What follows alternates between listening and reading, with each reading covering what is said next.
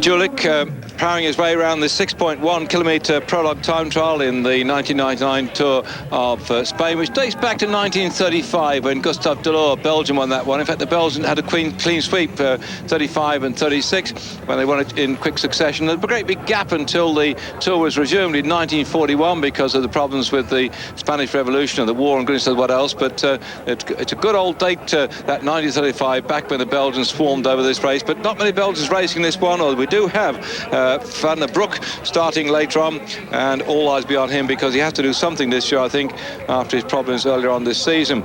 So back out on the course then with number 24, Bobby Julik from the Cofidis team. Very chirpy sort of chap, by the way. You can always get a few words off him. Of course, apart when he's trying to warm up for a prologue time trial.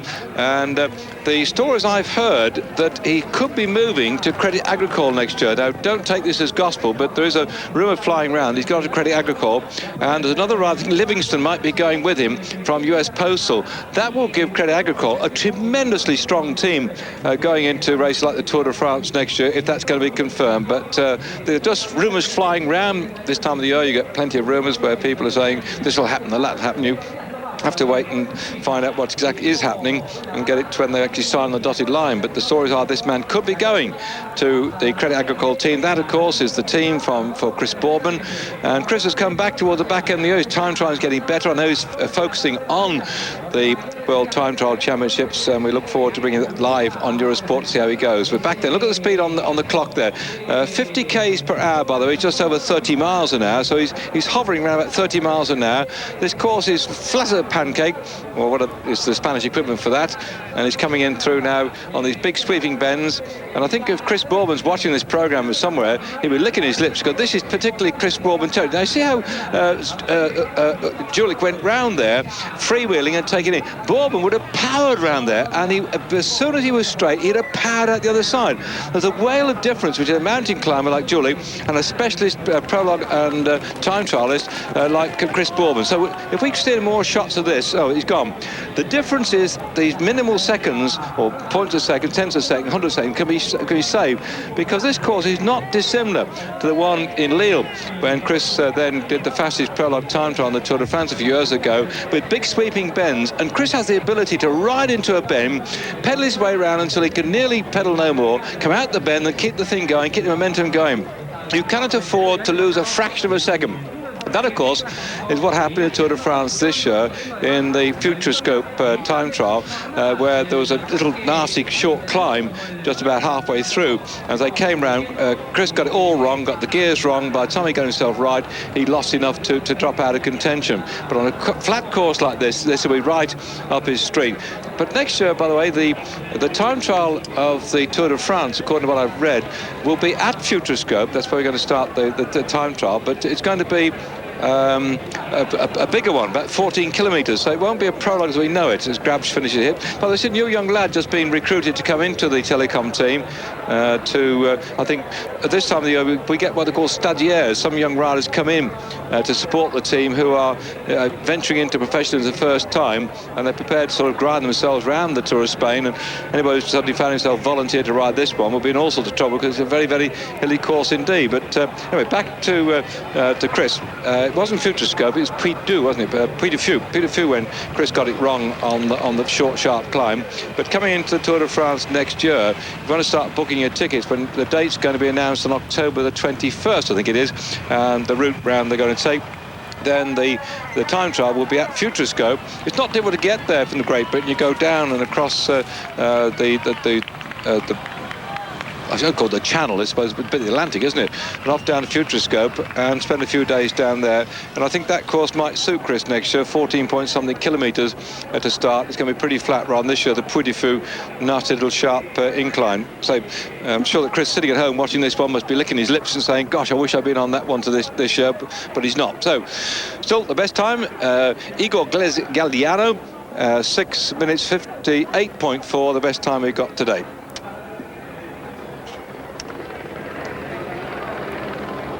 Here comes over Julik. Not again his meta, his forte.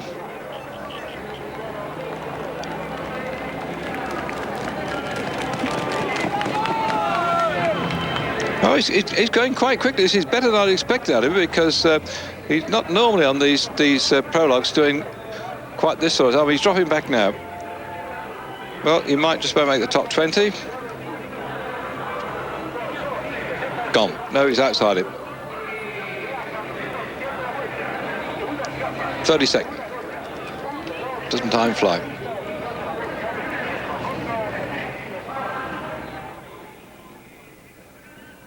Well, back out then with Perez on the course of this Prologue time trial. The top brass yet to come.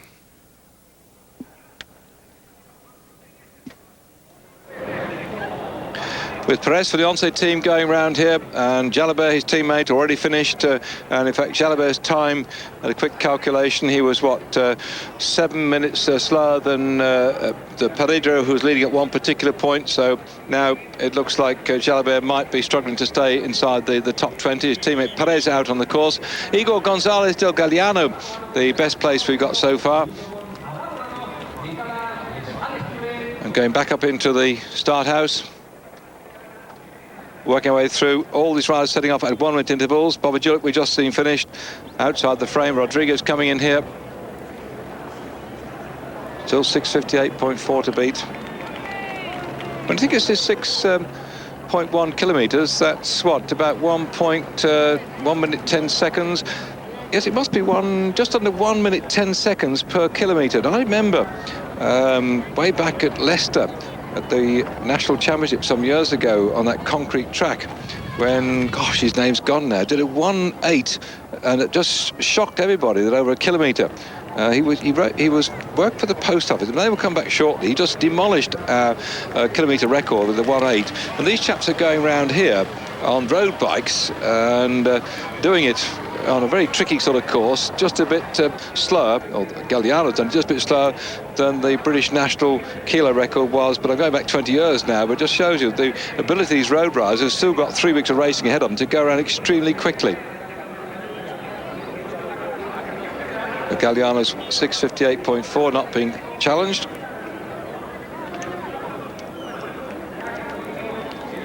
Galliano started as a pro way back in 1995. Not done much since then, by the way, so he's going to be sitting there with bated breath to see what's going on, because he comes from Vitoria, which is where the BH Bicycle Company have their headquarters. That's up in the Basque Country, so he's been involved in cycling some. There you got Gles Galliano. In fact, the Spanish being first and second at the moment. Hoy from Denmark back in third. Nierman Rabank rider for Germany back in fourth spot behind him. Kasari next to go.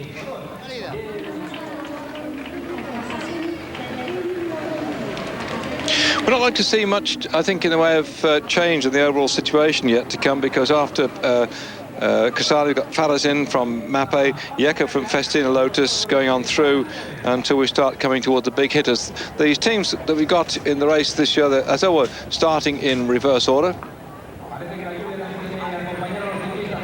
17 teams in all. There we go. Garcia. So, if while they're going around, let me just put you in the picture who we got riding this year in the Tour to whet your appetite to stay with us during the next 3 weeks. For the Once Deutsche Bank team, we've got Alana, which we'll see later on.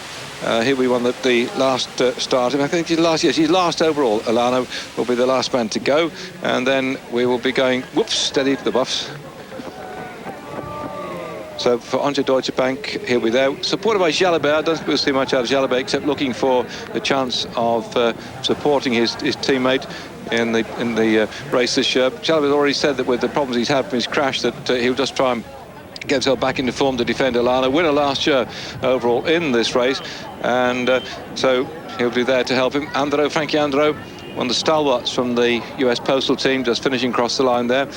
From the next team, the Banesto team, Alex Zola leads the Banesto team, wearing number 11 on his back, supported by some very strong riders like Beltram and Pierre Pioli an extremely good climber too. Cofidis, headed by Frank Vandenbroek, according to the notes here, is number 21. But in reality, Bobby Julich wears number 24. We've seen him go around here. Could be the man to finish up in the top 3 at the end of the race, because Vandenbroek hasn't got his form sorted out yet. We've got that unpronounceable Polish rider, Zadowski, who did remarkably well the other week when we watched him storm round in the Championship of Zurich. Well, he's also riding for the Cofidis team. I don't think he will probably finish up in the top 3, but certainly provide, I think, some interesting activity on the flatter stage as Van Petegem finishes here. And the team that Costa Amica chips, well, Roscioli is number 39. I think we'll find him going for 1 or 2 lone breaks. Blachov Yakimov also rides for them. We're going to see him setting off towards the back end of the time trial today. He's the 4th last starter, 10 times world record holder on the track.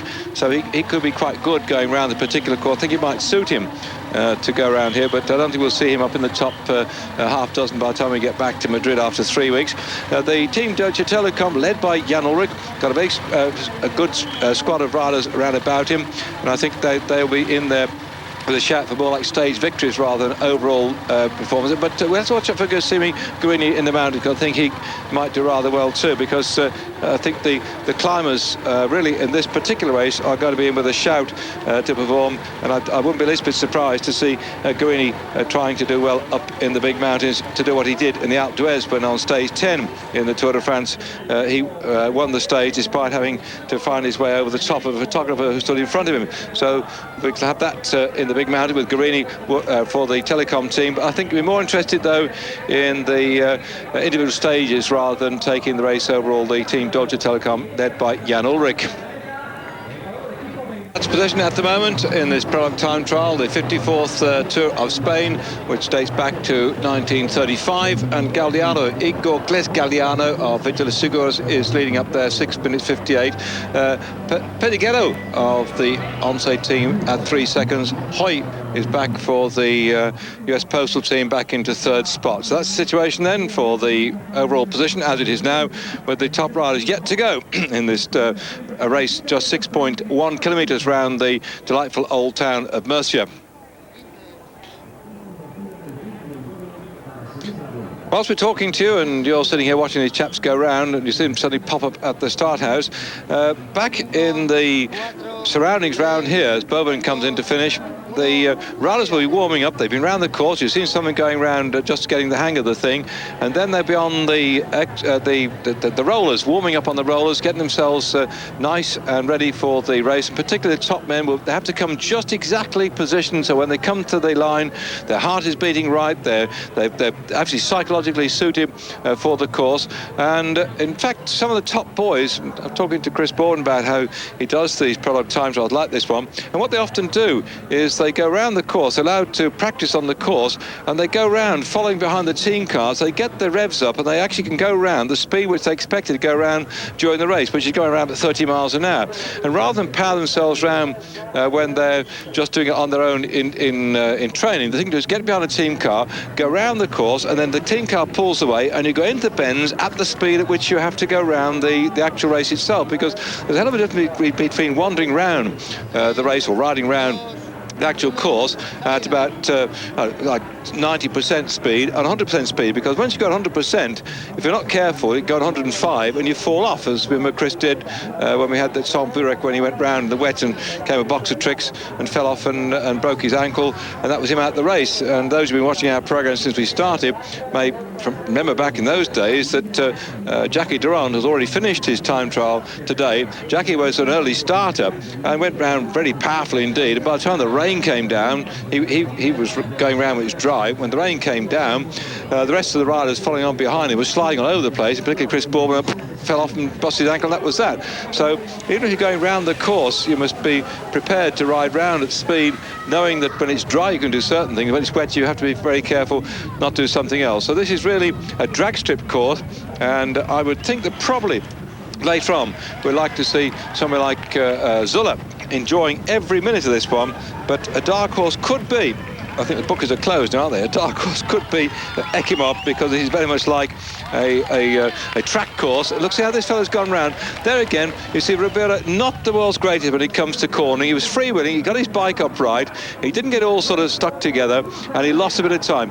Hang on in here if you haven't watched time trialling before, this sort of level, towards the top men coming later on, and you see how they handle their bikes, how they take the corners right against the edge of the barriers when they come out the other side going full power, whereas some of the chaps we're seeing now, like Ribeiro, he's a great mountain climber. He's not a specialist time trials, this sort of course, but the big boys later on will really show you how it's going to be done. And of course by then it's going to get a bit darker, it's going to have the lights on, the atmosphere is superb, everybody enjoying themselves, the sun all setting now. It's still jolly warm after 33 degrees of heat during the day. Ideal conditions. And here we are. Look, he's travelling over 30 miles an hour.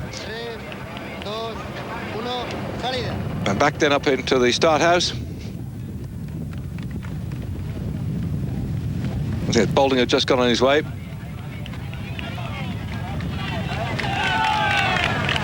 Next to go will be Galbano from the Costa Amica Chips team, and then Nicolas Jalabert will be the next rider a couple of minutes from now. And actually Nicolas is moving out from Cofidis at the end of the season. He's going to join his brother with the Once squad next season. That'll be quite interesting to have the two Jalaberts riding together. Well, Jakob will see him up in the mountains. That's not his ideal way of going. Oh, now then, Kelmy, Costa Blanca Eurosport. There's a few stories flying around. This is all, it may be scandal, it may be rumour, but Alvaro Pino, the team manager of this Kelmy Costa Blanca Eurosport team, he's leaving the team next year. His team assistant is a chap called Vincente Belda, and it looks like he might be taking over, but there's been a lot of intrigue going on setting up the team this year, and more of that and on.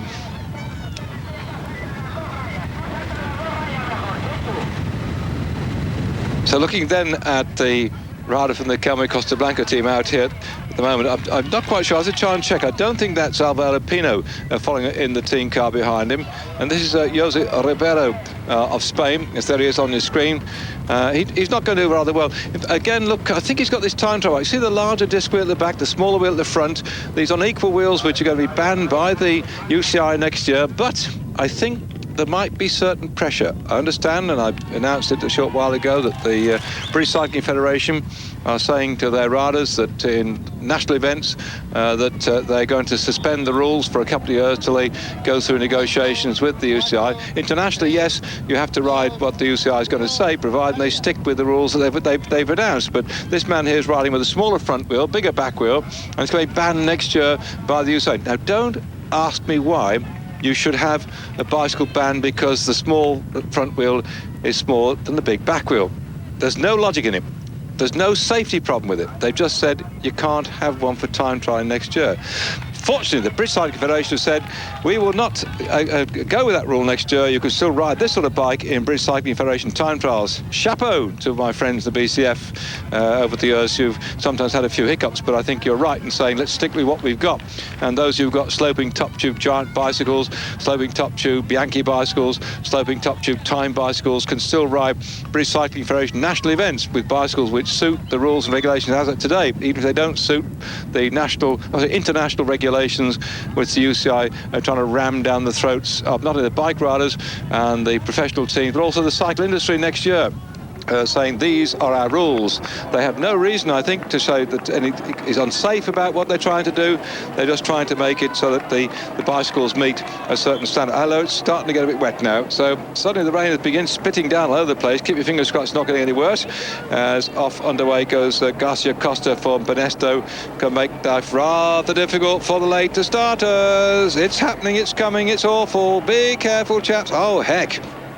Now then, whilst this may make it a bit difficult for all and sundry, those who may remember going back to the Tour de France when we started the impronounceable place of St. Herkenbosch in Holland, Zuller romped round in the wet, and Zuller loved every minute of it. Well, he's going to be riding off in the time trial tonight. Last but one, Olano is going to be behind him, so keep your fingers crossed then it doesn't get too miserable. Although there's a transition now with the rain starting. I told you earlier on it was spotting down with rain and the clouds will come over the top. Mercer's got a reputation reputation of being one of the sunniest spots in Spain, but now it looks like it's going to get the damp to start the race. And unfortunately, the top men at the back, rather like we had at Saint-Brieuc, will find themselves ploughing through some dampness. If it comes down a really good downpour, then it can make the roads better. But the trouble with just a slight fall like we're getting now, this just makes it a bit greasy and makes it very difficult. So look, you see the top left-hand side of the corner. This is very, very... Oops, he's skidding already. What a great shame for the later starters. So we might find a turn up for the books. And Mr. Galdiano, who hasn't won much, by the way, I've been going back through his history of his performances. He won the stage 4 of the Tour of the Mining Valleys in 1997. He won a stage, won the Grand Prix Sport de Cochias in 1996, and he won the Clásica de San Biniago in 1998. But apart from that, he's won next to nothing. So we might find that Igor Gonzalez del Gliano, who's probably sitting there now crossing himself and praying for more rain, he could well take the leader's jersey. Look at the state of it now. Well, he's gone. I told you it's getting worse. Exactly the problem. You get the rain come out. It doesn't completely wash the water away from the bits of the whiteness on the road, and suddenly these riders in all sorts of trouble.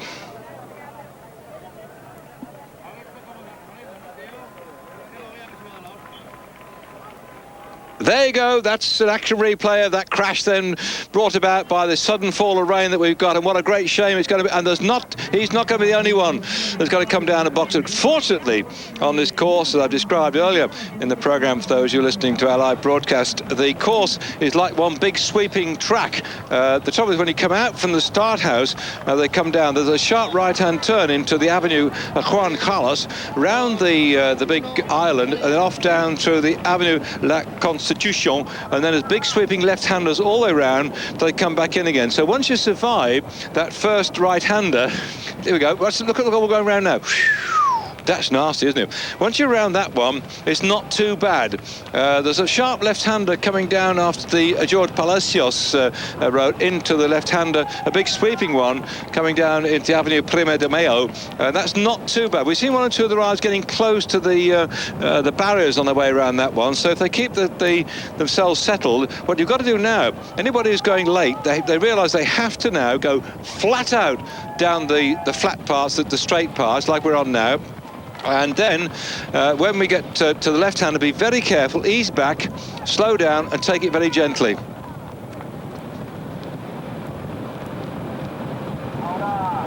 They're running alongside the River Segura, that's on the right-hand side. This is Garcia Costa, who's a very gutsy performer, so I don't think he's going to want to give up all that easy, but it's going to be very nasty indeed.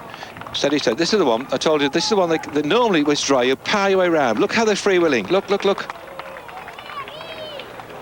I mentioned earlier in the programme, that will be a power corner for someone like Chris Bourbon. They go woof in and out the other side. But now with the rain coming, and the white lines, the arrows, the bit of rain coming across the top, and also there's not been much rain for some time. The surface is very slippy because I don't know if you're listening to this programme, spent much time out in Spain or France or Italy, but there's a lot of diesel cars and they leave a lot of stickiness on the surface. When you get a fall of rain like this, it turns into a skating. That's going to be very dangerous for the later starters. Keep your fingers crossed for them. The top men yet to come. Garcia Costa finding her around the course. Top left-hand side of the screen, that's the danger zone, by the way. I think they would have sort of flashing lights saying, beware, that's very slippy here. And certainly what happens with the top left-hand side, that's the one to watch. Don't worry about Garcia Costa yet. He's taking it very gentle on the right-hand side. That's the nasty bend to begin with. When the cars go round, they actually come back, the team managers, and they report back to the riders later on because they all go in order of the team. So with the teams we've got here at the moment, some 21 teams, it means that like 21 minutes between one rider going down another. So whilst the Benesto team manager round here, with the second team manager probably going around with Garcia Costa, by the time he's gone round, it's 20 odd minutes. By the time he comes back, he can report to his rider what the conditions are like, because sometimes it changes on the way round. It's not quite as bad over here. The start is awful. This is real skating. This is, here we go, steady the buffs on the left-hand side. Oh dear, you can lose so much time there. I think we should have our ice skating commentators covering this one this time. Chris, are you there? I need your help. Oh, Garcia Costa suffering with the weather conditions, and not exactly the sort of event that he wants to be involved in his job later on when we get up into big mountains, looking out Benesto's interest with Alex Sulla, because last year Alana riding for Benesto won this race, and now it's going to be eyeballs out because he's transferred across to the Once team. Escartin was second in 1987, second in 1998, and he's a man I think we've got to keep our fingers crossed for this year. Nicky Ebersol next to go for Rabobank. I think they're more likely to be interested in picking up stage victories. They've got not Nick Ebersol, Marcus Berg riding with them, and Rolf Sorensen, who's a very, very cagey fellow. He knows all about this bike race at this level. He'd be the sort of the captain of the team. And Robbie McEwen, who we saw win that final stage of the Tour de France in the Champs-Élysées, will be looking for some of the sprint victories we will have coming up on your screens for the next 3 or 4 days. Talabesha coming across the line. We're at that tremendous stage in the Tour de France up into Saint-Flour. Again, you can see 123rd. This is not, again, his sort of event. We've got to wait for the specialists to come through later on as we go back out on the track. 2 Talabeshas riding in the race this year. One, the Once rider, which you've just seen finish across the line, winner of that stage. Sorry, Echevarria, I start getting all mixed up now. 2 Echevarrias, he won stage 12 and 12 and 16. Talabesha is the powerhouse of the Once team. Watch it, boy.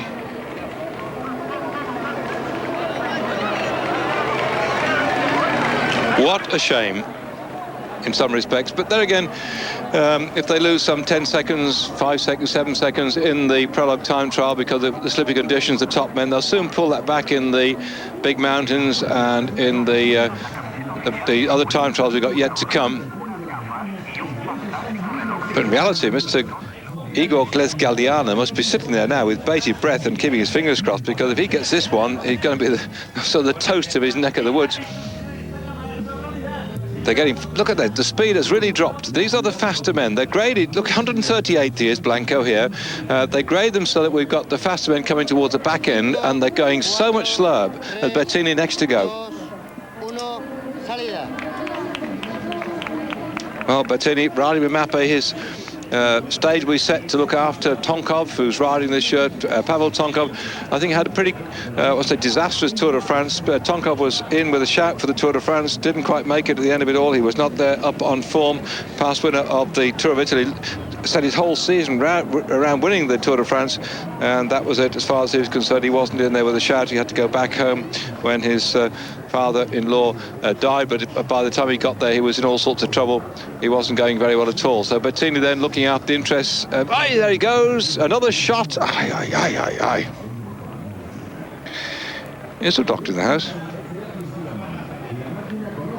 Gosh. You're not allowed to take bets on how many people fall off between now and the end of the race, because we're going on. Just to put you in the picture, Sean Casey comes in here.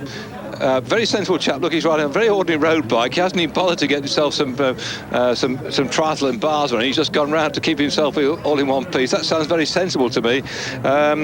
We're going through the last starter is at 8:33, that's Central European time, 7:33 UK time, and it's taken them about 7 minutes to go round. So we're just coming off air around about 7 minutes after that. As we're now going out on the course. Oh dear me, this is getting a bit dicey, isn't it? Not only that, do you just see there was a grill just there, one of these metal grills, and do you want to see the scars? I can show when I went whipping round an island on the way back from Western-super-Mare up through Bristol on one ride, went wanging around the island, and the front wheel, when it was wet, hit the old metal grill, and bang down I went and took a lump of skin off. And that's again the problem. These riders have gone around the drive, they've been practicing the course, they knew it was going to be possibly a bit rainy later on, but you don't always find out where the metal grills are. And again, apart from the white lines that you're seeing here, and the zebra crossings which get a thin film of water across them, and the diesel fuel, if you suddenly find yourself across a metal grill across the road, maybe just be a drainage grill or a manhole cover for some purpose, and you hit one of those when you've got the bike over at an angle, boy, you're in all sorts of trouble. What a shame for the top men yet to go. Unlike motor racing, you often see in the Grand Prix when the Formula One drivers, when it starts to rain, they will come into pits and they'll change their wheels for tyres which are good in the wet. And conversely, sometimes if they start in the wet, they have to decide whether to start with wet tyres or dry tyres, depending on how long it's going to be before the course dries out. And again, with Formula One cars going round a circuit, if this was like a Monaco circuit or a race circuit, with the cars going round, the sheer heat from the tyres helps dry out the conditions, and then they have to decide that they want to go with a certain tyre. But bike race, you can't do that. We just can't go out and drive the course with fast-moving motor cars. So still peering through the gloom, conditions are getting a dark sight worse here. Duffield, who should be with a shout for a good place overall. I don't think he's going to be stupid enough to try and throw his bike around. He was third in 1997 in this race, so he was second in 1996, and I think he's going to just get round here in one piece and not come a box of tricks like so many riders have done by laying their bikes over on the angles and going flat out. So Duffield for Psycho Cannondale, way outside the best time we got so far of Igor Galdiano, who has only won 3 races so far in his history, a career which dates back to 1995, and he's set at the moment to possibly run out victor of this time trial because the conditions are going slowly from bad to worse. Now there's an unusual thing. Young Hunter from South Africa underway. I said to you earlier on that what we get in this race is some of the experienced riders looking for some success at the back end of the year, and you also get 1 or 2 young riders who've been put in what they call stagiaires. They're brought in at the back end from September onwards to ride with big teams, or they've been young riders who've been with the teams throughout the season and hadn't had much chance to ride at the big events, and so the team managers put in 1 or 2 riders just to sort of give a big sounding off, and we're going to see 1 or 2 of those during this race this year. But as the conditions get worse, in fact the wind's been a bit gusty all day. You can see how it's blowing the bits of paper around now. It's going to be a rather baptism of fire for some of these riders in the 1999 Tour of Spain. Alex Zülle, winner in 1996, winner in 1997, yet to start. The last man to go, Alano, who won it last year. They must be a bit concerned about the conditions, and just have to say that I hope they're staying upright. But to go back then to Jerez. You probably could see the enthusiasm of the people around about the side of the road here, because Jerez, a great mountain climber. I'm sure we're going to see him up there in the mountain looking for a stage victory today. And Calmo Costablanca having to work for his karting, being tipped for the chance of winning this race overall. But scandal going back, if I can use the word scandal, about the Calmo Costablanca Eurosport team. Alvaro Pino, the team manager, is not going to be with the team next year. I'm not quite sure where he's going to. Vicente Belda, his deputy team manager, might be taking over the top honours. We don't know yet, but Pepe Quiles, the owner of the team, said that he didn't want a fellow called Vidal to ride, and suddenly as Santiago Botero has failed a testosterone test. This is a very complicated thing, but we had tests yesterday for the riders. They went through a series of tests, and so the tests were carried out, and they discovered this one man, Botero, had a high testosterone count, and in reality he passed the 3 series of tests before. What they do in Spain, like they do in France, is they have 4 tests during the year, and they monitor the riders' various tests. Is different, they take blood, they take urine, and they test them, and they put them onto a machine, and they can produce a set of results over the time. And this man Botero had a high testosterone test, and so they decided it was over the top of the UCI limit, so he couldn't ride.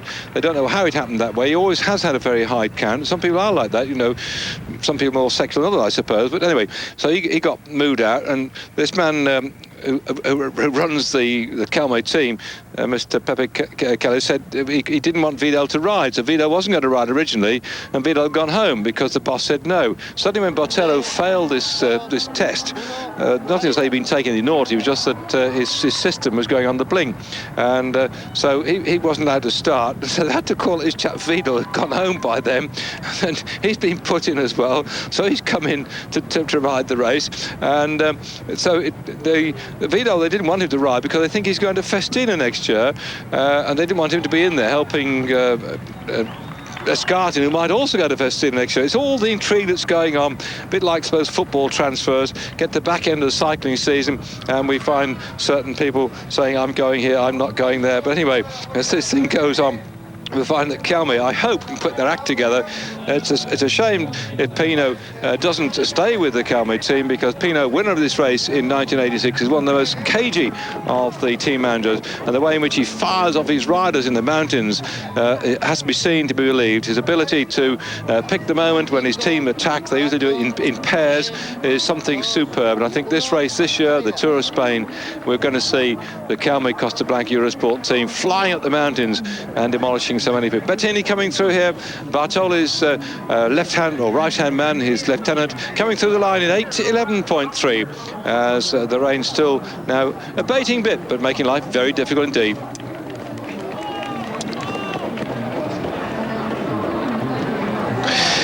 Well, young Verbrugge out on the course right now. I think he could surprise you had it not been for the damp conditions. The rain seems to have eased back a little bit, but still left a bit of surface on the road, which makes it rather sticky and slippy for many people, as Igor Gles Galdiano still lying first overall, 6 minutes 58.4. What's Verbrugge going to do?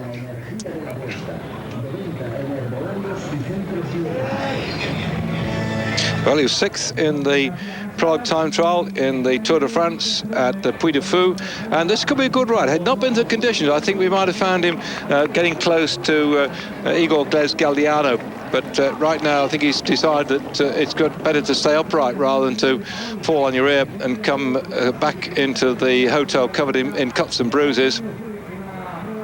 No, he's not going to be with a shout. So imagine, he was sixth in the Tour de France in the Prologue time trial at the Puy de Fou over a similar distance, 6.8 kilometres. There's a difference. Look at it on your screen now. See? He's got another 30 seconds behind the leader. Just shows you how the weather conditions have made it very difficult indeed for the riders. Back out on the course then. This must be Mr. Jerez going full chat. The shout's coming up from behind. Yes, this is Roberto Jerez from the Calme Costa Blanca team. Interesting to hear those front forks. They're carbon fibre front forks, and they're very flat. And I haven't yet found out. Mike Burrows, who does a lot of design work for the Giant team, myself were discussing some time ago as to whether the 3-to-1 ratio that the UCI have deemed to be the measure of what you can have in way of flatted frame tubing applies also to forks and seat tubes, because there's a ratio which says that the ovality of a fork, or the ovality of tubing, there must be no more than 3-to-1. So if you've got a tube which is 3 inches deep, it can be 1 inch wide, and you can't make it any flatter than 1 inch, and whatever it comes from there. And in fact, the GT bikes that were made this year for the Tour de France, I read a report on it when I got back to Great Britain, and they were actually marginally just very, very small degrees over the measurement that the UCI said. And I don't know why it should be 3-to-1, why it should be 4-to-1 or even 5-to-1. Anyway, if you look at the front fork this chap's riding on, when we get a chance to go back there, it looks very flat and very thin to me, but I'm not quite sure whether the rules apply to front forks, frames and seat pins, or just frames only. All will be revealed shortly, I hope. Back again with these grotty conditions. Not a nice day. Oh gosh, what a shame. Yep, see, Beltran came out there very gingerly. This is where you could lose quite a lot of time. That's it, it's over for these back starters. Look, that's the thing to do. Take it easy, take it easy. You can lose more time by falling over, because this is the difficult part. Once you come round there, like these sweeping bends, there's one here, and I said earlier on our programme, we get a big sharp left-hander going down. This is the coming back in towards the finish. He comes round the island, comes round, comes left, and he runs parallel to the left-hand side of where the start thing was. So he's coming back towards the finish now. It's a good straight run in towards the finish. Here he comes. He's running parallel to the riders on the left-hand side. The riders are coming out on their way out down the course. And Jerez, as we just see, the riders coming on the left-hand side, they're starting. Down the right-hand side, he's just finishing. No chance of taking over the lead, though. But you watch this chap in the mountains.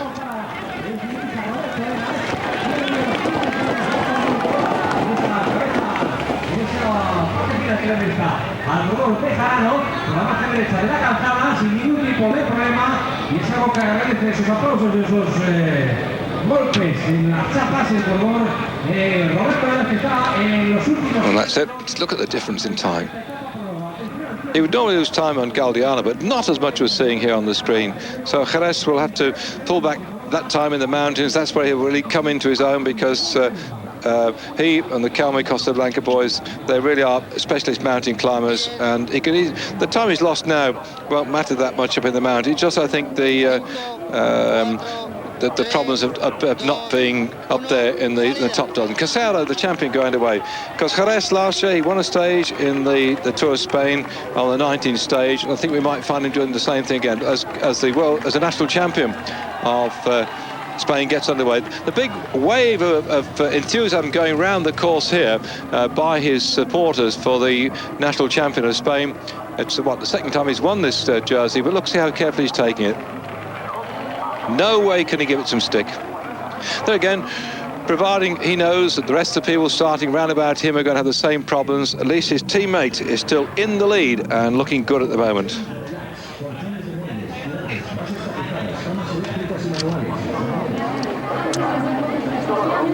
Quinte. 10.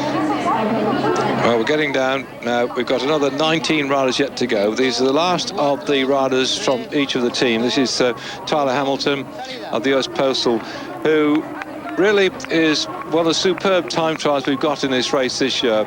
I remember in the Tour de France a couple of years ago when he was second on that very mountainous one down in Madame Chirac's locality. He stormed round there, and I think he's a man we're going to see do well later on during the time trial stage of this race. Only 99 kilometres in total, less than 60 miles of time trialling, including the prologue time trial for the rise this year. But I think he could do well quite later on. Casero, camera's staying with him because he is the national champion of Spain. And the crowd alongside here as the night begins to fall. Appreciative of the effort they're putting in, but recognising the conditions are not exactly ideal for rushing around here on these tyres, which are being inflated to about 110 pounds a square. And you imagine that, the amount of... They will actually let some of the air out because of the problems they've got. Next then, Sergei Averov of the TV France Prix, the national champion of Russia. That's the second time he's been national champion of Russia. Now sets out. And a very fast man yet to go, Melko Mauri, who's been a previous winner of Tour of Spain, will be the next man to go after him.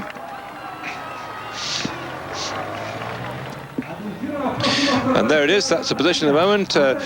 Amazing situation with Igor Galdiano leading. The rain has been falling, and this, well, could be the position at the end of this race. The position at the moment is that we've got the riders coming round very gingerly at the back end of this time trial stage, the prologue of the start of the Tour of Spain, because the rain has fallen, made life very miserable indeed for the later starters. Still leading in the overall classification on the time trial, 6.1 kilometres of effort round Murcia is Igor Galdiano, still 6 minutes 58.5 in the lead. We're watching Tyler Hamilton here, the stalwart of the support team for the Tour de France, looking after Lance Armstrong, now going round this course. A tip, I think, to finishing in the top half dozen in the Tour of Spain this year. Don't fall off, Tyler, whatever you do, because the Americans sometimes a bit on the crazy side. So he's gone round, that's him gone.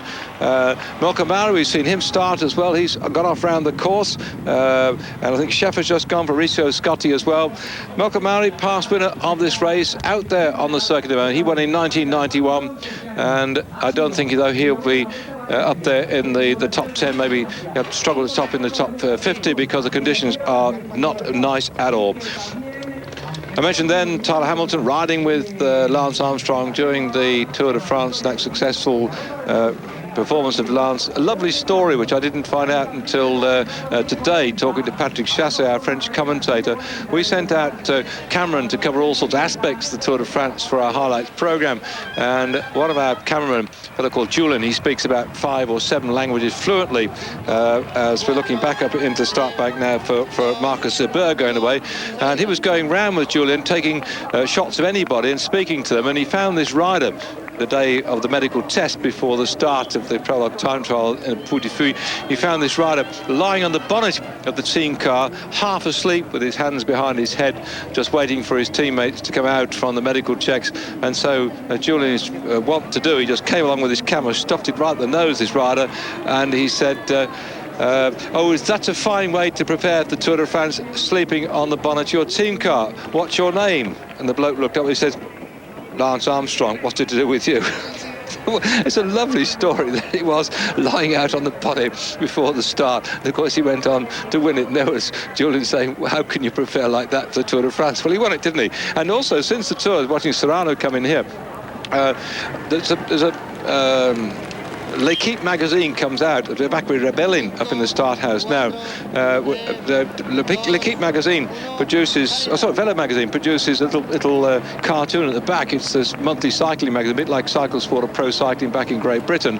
And they have a cartoonist. And after the Tour, although we've been covering the 3 single-day classics on Eurosport, many of the riders go off and ride these special criteriums and races where they get paid good money to turn up. See Cacero's way down in the pan there, and this lovely cartoon of these riders going round that, like they're travelling sandwich board men. Over their shoulder they've got sandwich boards, and it's got all of them got as seen on television. You know, if you go into a shop and try and buy something, they say as seen on television. All across these sandwich boards are these little cartoonish characters riding around in this criterium de Courmaycy. The riders have got as seen on television, and one is a Lanterne Rouge de Tourmalet. It's his last of the Tourmalet. He was in the Échappée from Luz Josani. He was in a particular breakaway. Hello, watch out. Is he going to do any good here, Hamilton? Bit of a nutcase, but still, it's not very nice today. This is a jolly good performance. Everybody else has been outside the top, 30 or 40, but Hamilton, at least he's given it some stick, and he's not going to give up without a try, is he? Despite the wet conditions, Galdiano's still going to be sitting there looking at this. He's got it stitched. No, you see, look at that again. Got back to what? 54th. Wow. Skating back this cartoon, and this is as seen on television in the voiture ballet au pot. In other words, in the vehicle at the back that sweeps the riders up, the last vehicle in the race, is in the voiture ballet, as seen on television in the car at the back, as seen on the television in all the crashes, and it goes on like this with all these riders going around. You know, this is what I did. It was a super little cartoon. I thought, well, this is what they do. The people come out to see all these chaps who are racing during the Tour de France. That's what they've been doing since the last big tour. Now we're back into the other big tour, the Tour of Spain, with one of the best fields I've ever seen. It's just a shame that Pantani couldn't make it. He's still got problems with his knee, by the way. He did want to ride this race, but he couldn't do so because his knee was giving him trouble. It's a shame too that Ulrich hasn't really got himself into fine form, although I think he'd have to try very hard indeed. But still, the quality of the field we've got, as we watch even off here, the national champion of Russia riding for the TVM Farm Freaks team coming in. Not happy with that one, I don't think, because he's much capable of going a bit quicker, but for the nasty conditions. The roll call of honour we've got for this race, and the top men have yet to come in toward the finish, as we see even our finish. Mauri's got to finish. We see here on your screen, we've got Rebellin out there, Kamazin, the world champion, Escartin, the man who did so well in the Tour de France this year and has finished twice in this race as well. People like Ulrich, Ekimov, Vandenbroek, Zuller, Olano, and specialist climbers too. We've got a cracking few days ahead. I've not seen a field like this in the Tour de France as we go back out into the start house to pick up Andre Chimil. Now we come back to Melka Mauri. Chimil just started, the leader on the World Cup at the moment, a gutsy performer. He won't win the race overall. He won't finish perhaps in the top half dozen, in fact perhaps not in the top 10, but I'm looking forward to him one day really knocking hell out of somebody on the interim stage as the winner of the Tour of Spain way back in 1991. Melka Mauri comes across the line. Tremendous time trialist too, so don't discount him when we get into the time trial stage. We've got 2 of them yet to come in the race. One on September the 10th, stage 6, and of course the penultimate time trial stage will be on September the 25th, stage 20. Back then with Pavel Tonkov, he has to do something. He did not ride the Tour of Italy to do the Tour of France. He didn't do well. He's got to go well this year in this race. 5, 4, 3, Well, back up in the start house, left-hand side of the screen is Taturuk of the Liquigas Pate team, but really Tonkov has come in this race. Again, I said to you before, there's so many people with reasons to do well in this race. Get behind still people like Zuller, Alano, Ulrich, Escartin, Camazin. It's got to be one of the best classic Tour of Spains we've seen for long, and we've got a course ahead of us which will really, I think, pin back your ears if you find time to watch it. We're on our most afternoons from around about 2:30 Central European time to 5 o'clock. We've got 2 4-hour sessions up in the mountains, and the other big mountain stages will be in and out of those as well. I'll be watching this man Tonkov power around the course. 21 stages plus this prologue, 3,592 kilometres, averaging 163 kilometres, over 100 miles a day for these 21 stages. The time trial stages just under 100 kilometres, that's 2 of them plus the prologue, and 57 special sprints, 4 special category climbs, 10 first cat, 14 second cat, third cats, 20 of those, 48 big climbs in all. So this is going to be a cracking race. The conditions, the weather's going to be good, and you see the Spanish spectators on the side of the road here. They love their cycling, and it's a great shame that the clouds have come down here at Murcia to give us a rather dismal set-off for the race, but nevertheless there's going to be a lot of excitement, particularly mountain. And this year we're not going to have 9 or 10 days of flat runs into the finish with just bunch sprint finishes. We're going to have the mountain very quickly indeed. In fact, stage 5 we'll be on air for 4 hours, and that's going to be, let's see, Sunday, Monday, Tuesday, Wednesday, Thursday. We'll be on air all the way through 4 hours on that mountain stage. Escartin to go now. This is my tip for the top honours in Madrid in 3 weeks' time. Escartin underway. Well, it's a bit, I think, like Joop Zoetemelk. Always, as they said in the old days, Zoetemelk would ride in the shadow of Eddy Merckx, and would get to the finish in Paris without any suntan because in Merckx's shadow. Escartin had never been a man who would threaten anybody. He would ride in the wheels. He would just do what he had to do. But he showed this year in the Tour de France, when he finished 3rd overall, that he had some guts and determination. Last year, I think he was riding 4th in the Tour de France when he was taken out with the rest of the Spanish teams. And as Zeberg comes in here, again, don't worry about the time because the weather's very wet, miserable, and not very nice at all. And the seconds they're losing here will soon be lost in the big mountains. That, for my money, Escartin, who won stage 15 in the Tour de France this year in such convincing style, beating Zuller and Veronk on that big climb up to there with 5 mountaintop finishes, for my money, has got to be in with a shout for victory overall. Behind Escartin then, the leader of the Fuenlabrada team, Fuenlabrada, and this is Anguita, and after him the Escudero team leader will be Loki. Then we'll be hitting with the big boys themselves, Ulrich, Ekimov, Vandenbroek, Zuller, Alano. What a roll call of honour, the like of which I've never seen before in the Tour of Spain. And so out there along the course as the gloom begins to settle down across these riders, and what was going to be a nice balmy evening, the public enjoying every moment of this in Murcia, as Tonkov powers his way around here, knowing full well that the conditions are too wet, too nasty, too miserable to try and topple Gles Galdiano. What a great sight. Just sense this. Look at the lights, the atmosphere. You can sense it. If you've been to Spain, you love the atmosphere. It's warm, it's muggy, it's a great night. To hell with the rain. It's now moved away a bit, but nevertheless, the dampness is still there. Will the roads be dry enough then by the time that Zuller and Alano go out? Will the roads be dry enough because the cars go around, helping to move some of the water out of the way? Will we see Zuller and Alano and Vandenbroek and Ekimov taking the lead? Tonkov coming in. Not the world's greatest prologue time trialist.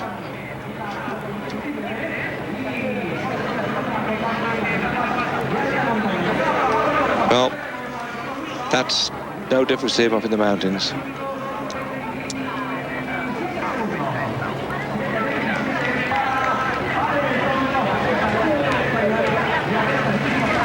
It's getting better. The conditions are getting better. It could be good at the end of this one. Well, Belly, again, not the world's greatest time trialist.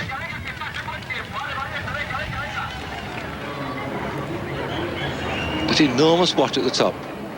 Don't think, look, they don't seem to work, these Festina watches on top of the cars, do they? Well, there we go. They're the official timekeepers in this race. But I've actually seen that. I did have a chance to check that one, but they've got some lovely vehicles. And you see Lotus on your screen now, because that's the second brand they have in the Spanish market. It's called Lotus in Spain, Festina elsewhere in the world. Belly coming in well. We'll see him up in the mountains. Don't discredit that fellow at all. Quick look over his shoulder, see his time, but he's not with a shout. Belly's finished. Chimil won't be long behind us. Well, Chimil's not bad when it comes to staying upright on the wet. Now then, this is a man, given the fact that conditions could be good, would be in with a shout to win the time trial today. Vladislav Yakimov, 10 times world record holder on the track. He's been out there winning more prologue time trials than I could shake a stick at. You see his special crash hat, determination. The problem is, as the rain left the road, too slippy. Be careful, be careful. He has to go careful here. It must be terrible, terrible for him, psychologically, going here at the back end of the race, so close, with a chance of taking the leader's jersey. And now Jan Ullrich out on the circuit. We missed him in the start house. Ullrich, well, he won't prove well in the time trial, but he has to do well in that time trial we have when we go through on the stage there on September the 10th, stage 6. Chimil just finishing. And here comes, look at this, isn't this great? Can you sense the atmosphere? This is gorgeous, isn't it? And this man has to do something. Jan Ullrich couldn't ride the Tour de France this year with his bad knee. Second in the Tour de France in 1998. Won the Tour de France in 1997. Has to do something in this race. Steady, steady, Jan. Steady, steady, Jan. Steady. Aye! You see, he pedalled round. That's what I was saying earlier on. You have to come round the bends, and he's starting to go. The conditions are a little drier. It could be good for Zuller. Could be good for Lana. Could be good for Yakimov.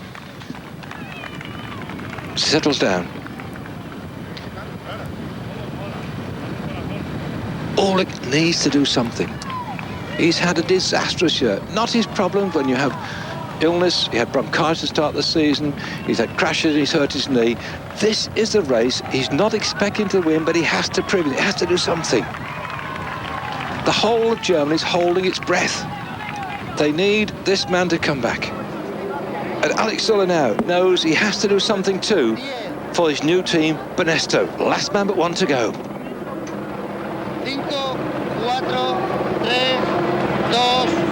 1, salida. Zuller underway. Well, this man, winner of the Tour of Spain in 1996, winner in 1997, now underway then, and there he goes. Unfortunately, damp weather conditions, not exactly to suit his style of riding. He would like it much better, but I remember him in the Tour de France, in St. Hertogenbosch, when it poured with rain. He powered his way around there. He's been very sensible. This is the nasty part. From now on in, there's lots of straight roads, there's lots of driving bends. Can he just get the power on in the straight parts of the road? This man's doing just that. On the straight bits, this is where you have to give it some real stick. And then you come to bends, you have to ease back and come out of it like a bolt from a gun. And I think Ullrich has the power, he has the strength. Has he got the courage? But can he stay upright? Back then, with last year's winner of the Tour of Spain, Abra Milano.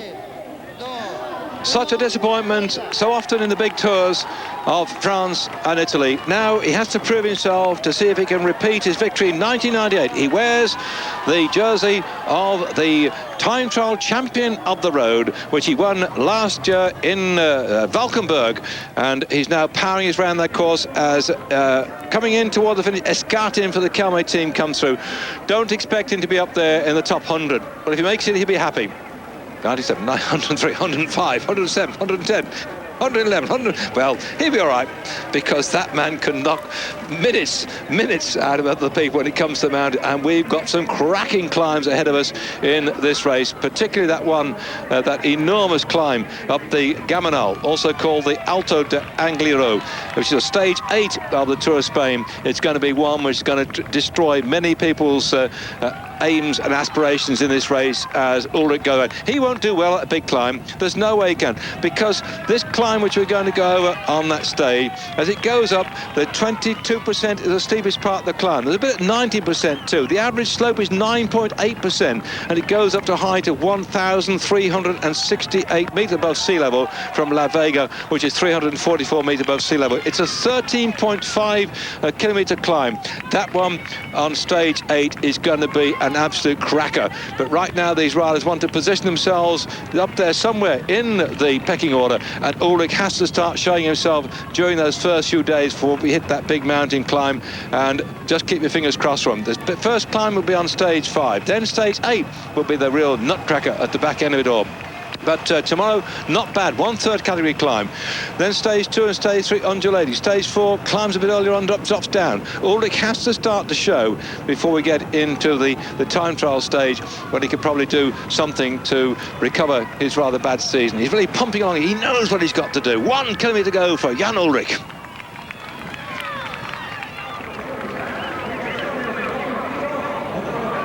Bilocchi coming in.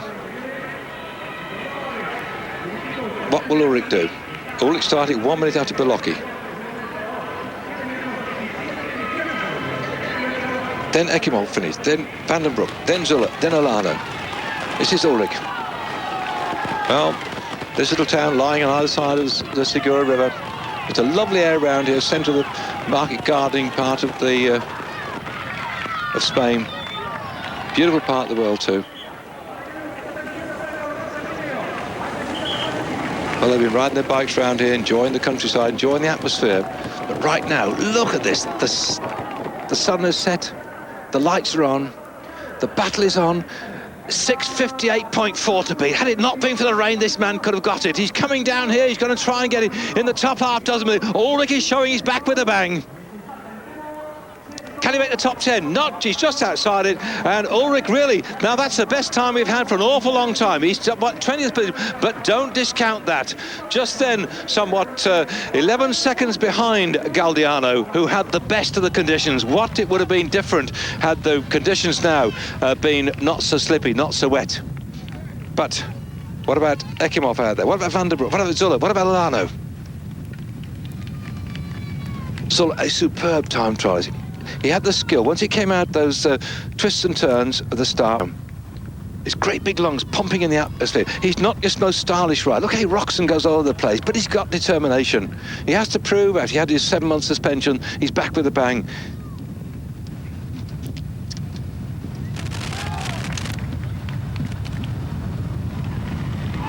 Back then, Olano.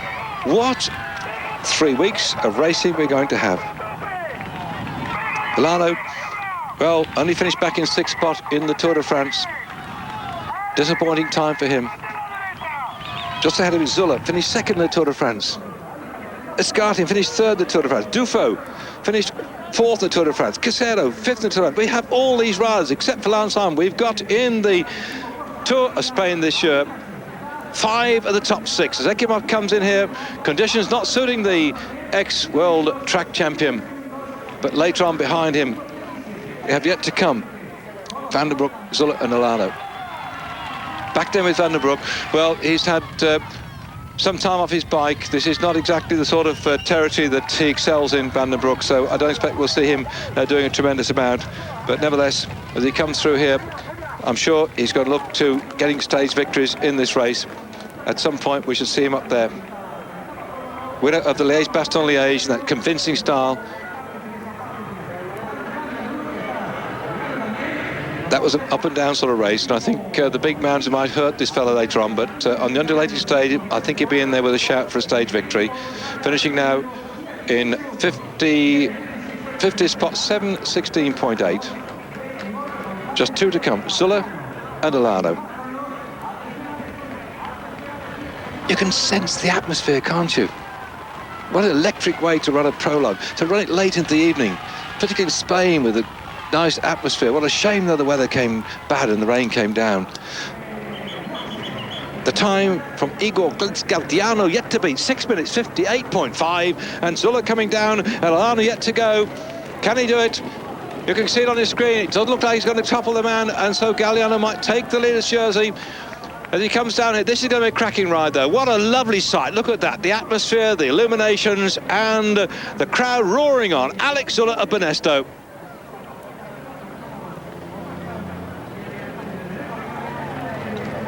Still then, Galliano, with bated breath, knows that he's still in the lead. One rider yet to come, 7:13.6. So had it not been for the conditions, we could have seen a change there. But you could see, well, look on his face, Zuller, and this man's coming quick. Lano, the last man to come through. Here he comes, third in the prologue in the Tour de France in Puy-de-Fou this year. What's he going to do despite the conditions here? The winner last year of the Tour of Spain, coming through here with a crowd urging him all the way around. The world time trial champion in Valkenburg, a much longer distance this one, is now on the short, sharp circuit. He's not going to get it, or is he? 6:58.4 to beat, and he gives it everything he's got coming down here. The clock is ticking away, and it's 6:55, 56, 57, 58, 59. Oh, he's just missed it. But what a cracking ride for Lano, who said, I'm in with a shout this year to win it again. Brilliant. If it had not been so damp and miserable, what would he have done? I'm not taking away from Galliano's performance, but he has won the time trial, but Lano has thrown his hat in the ring. Oh, gorgeous evening in Murcia. You can see there that Igor Galliano, who started so early on, had the benefit of the dry conditions to record that time, 6:58.5. But Lano starting right at the back end, the last man to go, only 1 second behind in second spot. And Pedro Guerrero of the Once team also there into third spot. So it's been very exciting at the end of it all. We look back at that performance by the rider from the Vitola Seguros team that are going to take over the jersey tomorrow. It's going to be a gold jersey, the Dorado jersey. 6 different colour they've had in the Tour of Spain, but certainly he'll take it tomorrow. I hope you'll join me too, David Duffield, for more action from the Tour of Spain tomorrow afternoon. Until then, goodbye.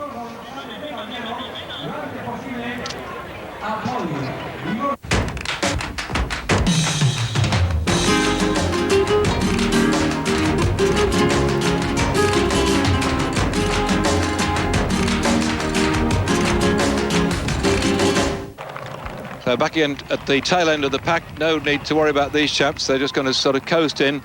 Now it's going a bit slower. When they go here, gutter to gutter, it just shows the speed's gone off a bit. And this is the time when people who can't sprint will start to drive hard in the front. Still then, yes, this is what I've said. Look, see, Cofidis now firing men off down the road. They don't expect to do anything in the way of sprint. This could be, by the way, Grzegorz Dziewaszki, the Polish rider, who stormed away to win the Grand Prix of Zurich the other day. He's a very strong man indeed. He's got a lot of power in his legs. He's looking in good form too. And this is rocking sort of ride. This could well be him now, trying to get away inside these final 6-7 kilometres. It goes up, by the way. Once we get toward the top, it turns and drops down again, and running in toward the seafront, it's a good run down in, no problem. In fact, no, it's Nicol Matin from Cofidis that's gone away. But I thought Gwiatkowski has got the strength to come across, but no, Matin's gone.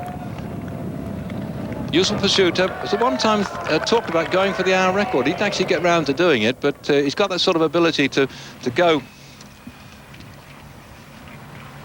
This is swinging round up toward the top of the town. Well, he's made it. Now, what are the sprinters teams going to do? Haven't seen much of the Deutsche Telekom team with Jan Ullrich, winner of the Tour de France a couple of years ago, second last year. He's had some trouble with his knee, and obviously he won't contest the sprint, but they've got some quite quick finishers. Lombardi riding for Team Deutsche Telekom could be working with Daniel Honda to try and get in there with the shout today. There's still Nico Matin hanging on at the front. That's it. Now you see how it's all strung out. Suddenly we're getting the field recognised, and they can't slow down, they can't take it easy.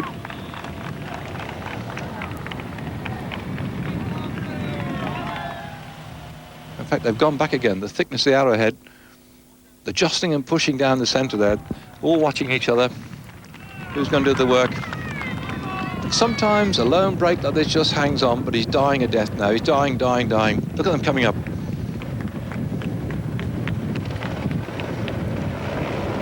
Here they come.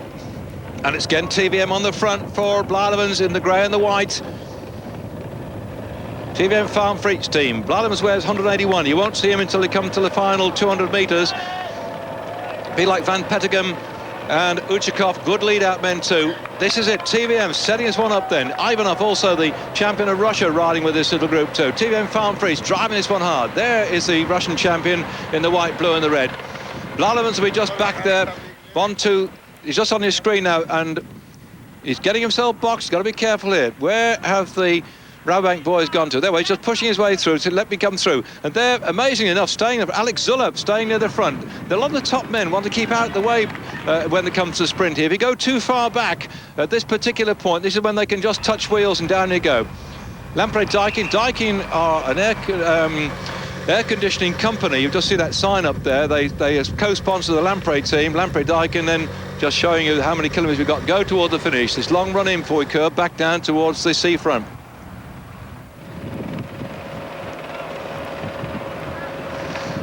Well, still TVM on the front, ready to set this up for Joan Blademans.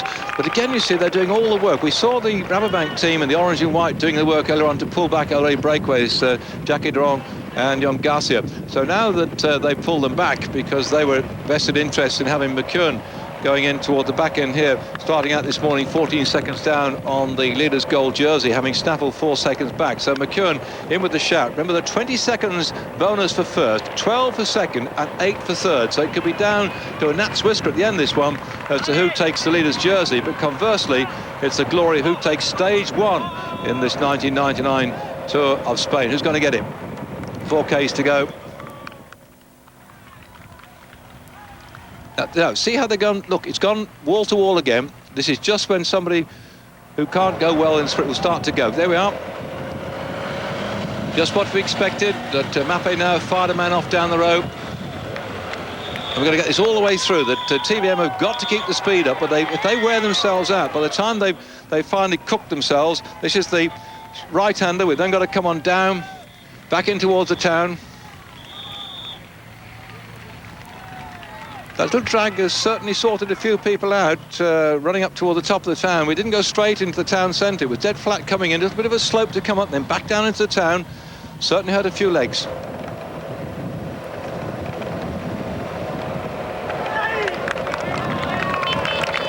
It looks like Taffy to me on the front for, yeah, typical Taffy territory, the winner of the Paris-Roubaix, but he goes on these long attempts, but he's not worked. He's still...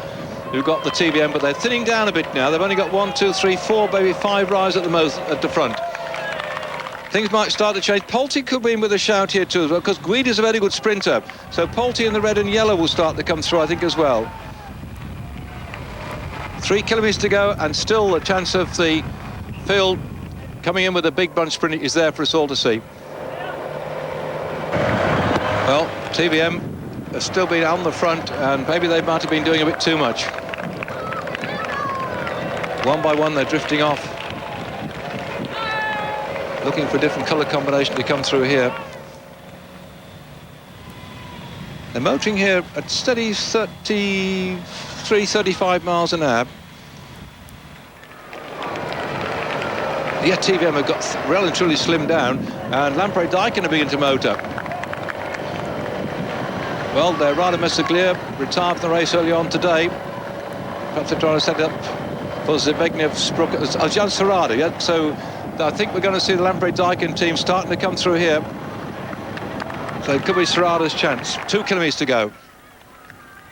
Let's not discount then the Rabobank boys have done so much for put McKeown up, because he likes to follow wheels. After a while, McKeown's happier following somebody else rather than his own teammates. Don't forget either, from the US Postal Service in the dark blue, Glenn Magnusson from Sweden. Till then, TVM on the front, really burning the rubber here. Pink and blue, that's for Serrada. Red and yellow, that's for Guidi.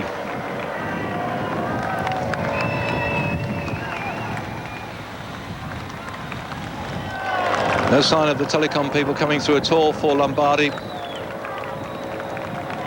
Or trying to set it up too for Daniel Honda. Still TVM driving this one hard. Where's McEwen gone in the orange and white?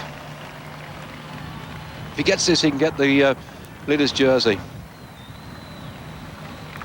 1 km to go, swinging around here. They got that very nasty right-hander, and we're all over the place. That's a nasty one. I knew it was going to happen. Oh, they're in the middle. There's crashes left, right and centre. That was a nasty one. We thought there was going to be some problems there, and it's given a chance then for 1 or 2 riders to survive that, to start to burn it up and go away from the pack. And now the gaps have opened up, and I think that could well be Uchikov for TVM, certainly rushing away there. The whole of the sprinter setup has been destroyed by that crash then, and it's Uchikov looking back over his shoulder. Uchikov looks back then. Serrata's moved through. Uchikov is waiting for Blalimus to come up then. Well, an orange and white. I don't think that's McEwen in the orange and white, the right-hand side. But it is Robbie McEwen. I can't recognise very often this particular. It could be Robbie still there. They're starting to go. Then Serrata's winding this one up. Then it's starting to go to the line. Is he going to get it then? It looks to me like the Rabank rider might not make it back into 2nd or 3rd spot. It goes, yeah, I think that's a Serrata ahead then of Uchikov. It was that, yeah, in 2nd spot. And then just behind, well, the Rabank rider. If that's McEwen, he could well still take the lead in the competition. I'll wait for confirmation of the result then. Just hang on in for that one.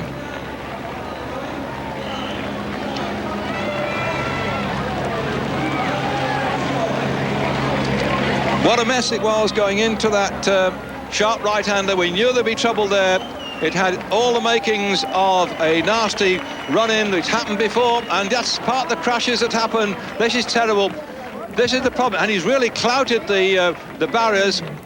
That's nasty. This is what happens in bike racing. And quickly the officials come round, the doctor comes there. Oh, that might be a shoulder blade that's going, it's a collarbone that's gone. Because when you come down on a bike, the one thing that you put your arm out to break the fall, and it goes straight up the shock through your arm, and bang, your collarbone goes. And you want to see some of the bike riders in the showers. You look at the collarbones, they are lumpy as heck. And that's a nasty one.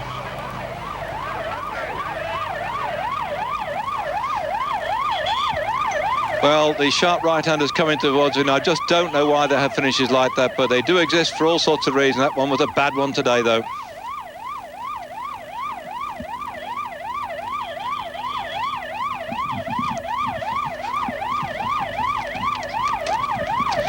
Well, that was a very nasty smash, and we're waiting for confirmation of the finish overall, but to come into a right-hander like that, in that final kilometre, I just don't know what the organisers are going to think about when these riders, remember on the first stage of any race, everybody's in there with a shout. We're looking back at the action replay of the finish when, according to my notes, Serrata got that one. I think Uchikov running into 2nd spot.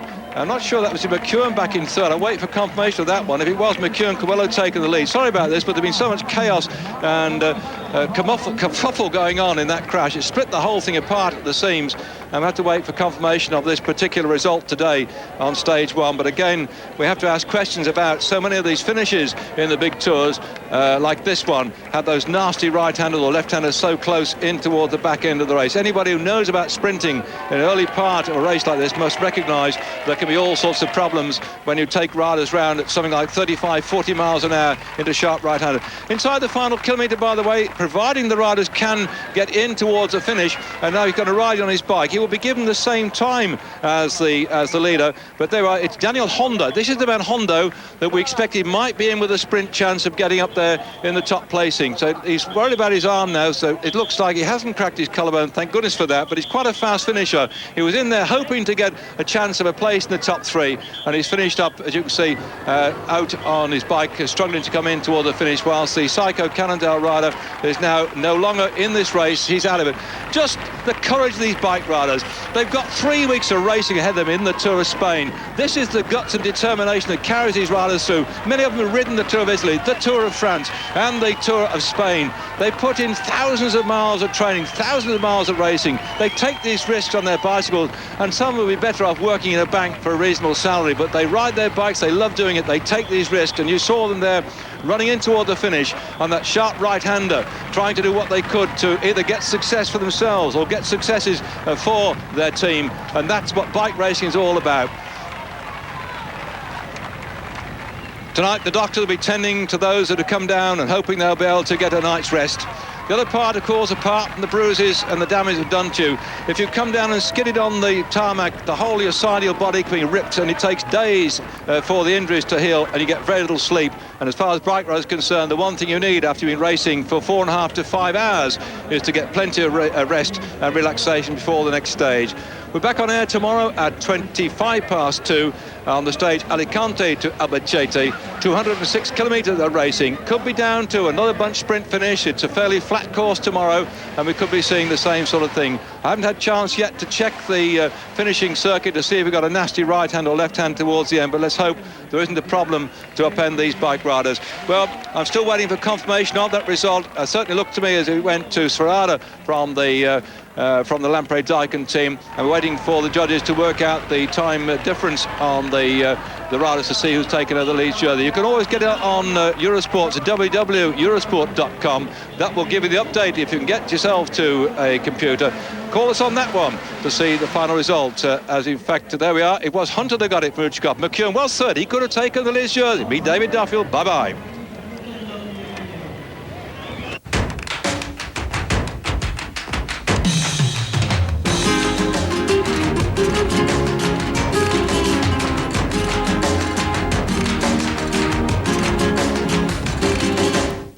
One minute 35 seconds between Charo and Roscioli and the main peloton. We're inside the final 25 kilometres to go for these two riders, and the back group you see here being led by the Lotus Festina team, beginning to try and pull it back. They've got Marcel Wust in there, who'll be trying, I think, to get a stage sprint finish today, because that gap surely can't be enough, and our two riders could be absorbed before we get in towards the finish. It was going to look a bit like that, but we did have a breakaway group of some 13 men that went away just in the early part of the race. In fact, they went away before we went over the first climb of the day at Megmo, 19 kilometres, and in that breakaway group at that particular time was Pascal Hervé, who rides for the Lotus Festina team. He was first over the top of that climb from the 13 riders that broke away.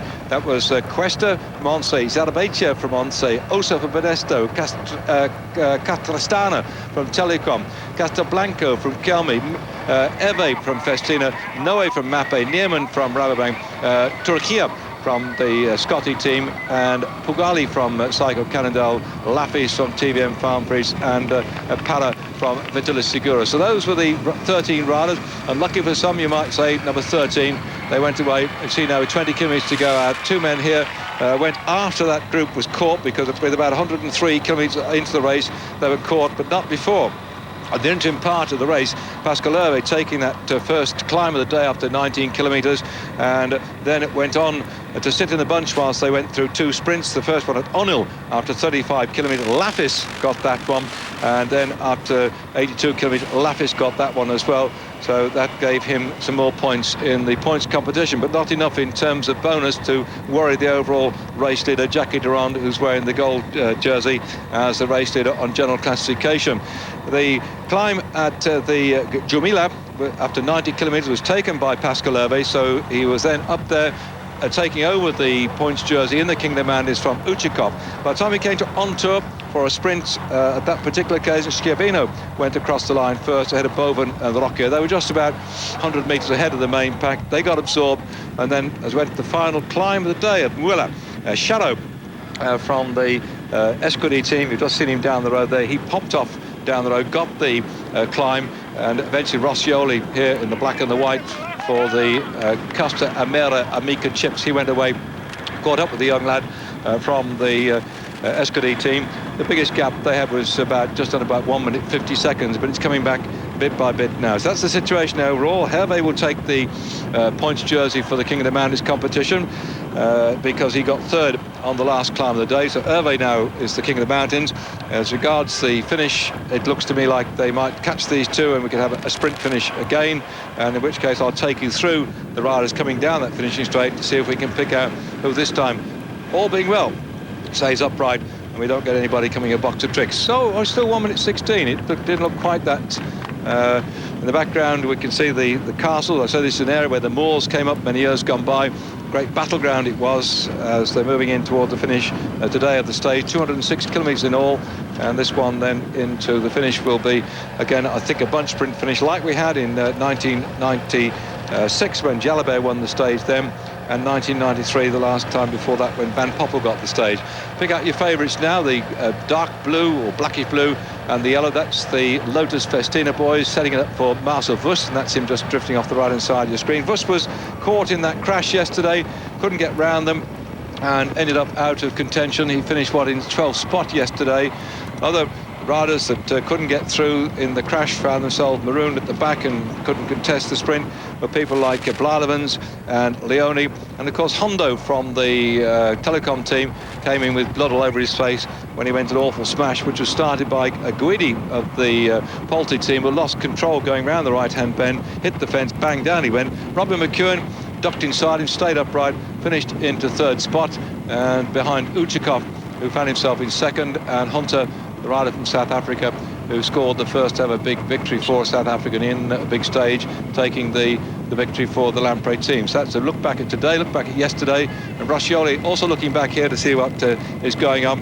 Hopeful again, I think that perhaps the people behind might have a bit of freedom, but you never know. It's, I think, a bit too early. What do you see people like Roscioli and Shallow doing this sort of breakaway? They normally leave it to around about the mid part of the race when the things settle down and the gaps are so great, because nobody wants to get these chaps to go too far down there. I think Shallow is probably the best placed rider in that group out there at the front, those 2-man groups, with about 50 seconds down on the leader's jersey, so they won't let him go too far down and grab enough time to take other jerseys, so they're pulling back on the run in towards the finish. Dead flat again today, but it's not going to be like this all the way through. If you're just watching Eurosport's coverage and say, well, this isn't so great, they're just pedalling along on a flat road. On stage 5 we start to hit the first of the mountains, and then when we go further up into the mountains, we've got a great one at a place called Angliru. In fact, it's got 2 names, Caminal and Angliru, and the great climber, Kelme's rider, Skartin, actually went there, and while looking here at the flat terrain and the specialists setting it up for the climbs, we do have ahead of us one of the hardest and worst climbs that have been used in any of the major tours. It's a climb that was found by a man called Miguel Prieto, who's virtually blind computer operator for the ONCE company. ONCE being the institution for the blind, who in Spain have the rights to sell the lottery tickets to get money for the ONCE charity. So one of their fellows who lives or knows this particular climb suggested they might use it in the Tour of Spain, and they're putting him for the first time. And certainly Skartin's been out there to ride it, and he tried to go up it on a 41.26, and he just couldn't make it. He came to a grinding halt, had to wait and go on again. And in fact, he was advised that probably to get over it, he might need a 39.27 or 39.28. So lying ahead of these riders are some very, very big climbs today. 48 climbs in all, but it's dead flat on the run today. Well, this is the big swinging on in toward the finish into the town where the crowd is just waiting. Much better weather conditions than we had earlier back down there with that storm and the wetness. I will say to you, last time Jalabert won it in 96. Doesn't like to contest the sprint finishes now, Jalabert. There's long straight run in, coming on along down La Ronda Benavente. A little bit of a sort of flick round about the island and straight on down through the Avenue del Cronista Mattiossi Sotto, and then this right-hand turn and in towards the Paso de la Cuba. It's a good run in the last kilometre, dead straight and dead flat, so it could be ideal for people like Vlalens and McEwen as the TVM boys pull off the front one by one.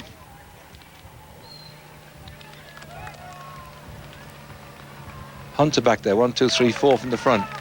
Can't see McEwen at the moment in the orange and white. Ado in the green shorts then for Kelme, lying back behind McEwen. Yes, McEwen's going through. There's McEwen just on the left-hand side, coming up through, just missing out slipstream, in behind one of the ONCE riders. Vitalis Seguros also got a man up there at the moment, trying to get himself in good position for the sprint. That could be Galdiano. Yes, it could be Galdiano, but still work being done by the TVM squad.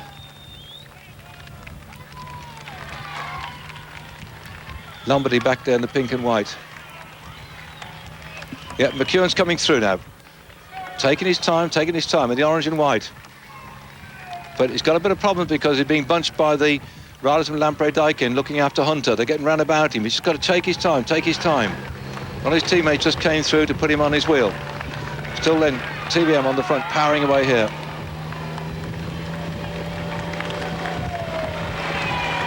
They're not going quite quick enough, so too many people are coming up from behind, and that could be dangerous for them.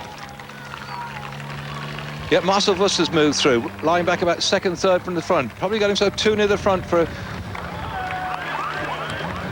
comfort. This is around where we go around that little island a bit. Yes, there it is. Then straight on down, then the right-hander, coming up towards the 1 kilometre to go. Dead flat, and that last kilometre, dead straight. None of the problems we had yesterday. And the champion of Russia, it is Ivanov, I think, on the front now. But he's got Marcel Wust behind him. And then, just behind him, Blaleven's then on Wust's wheel.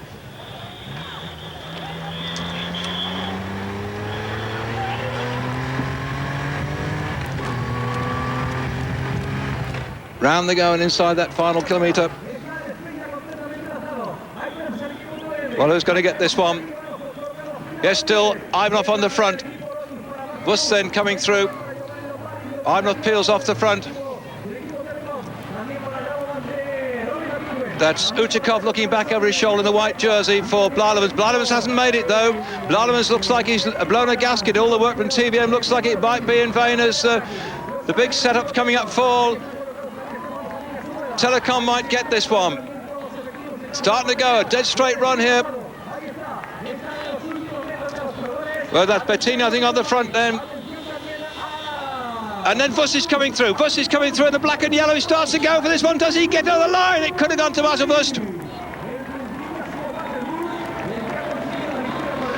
Well, I'll wait for confirmation of that one. But Wust it was, I think, who came through just on the line.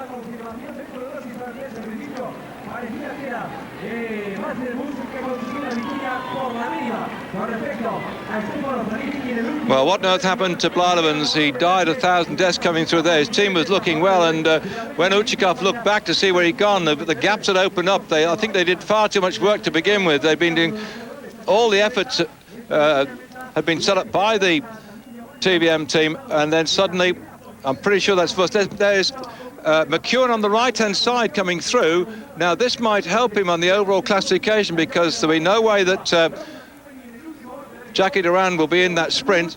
1, 2, 3, 4. In fact, I don't know whether McEwen got third or not, just ahead of the rider from the Telecom squad. Here he goes.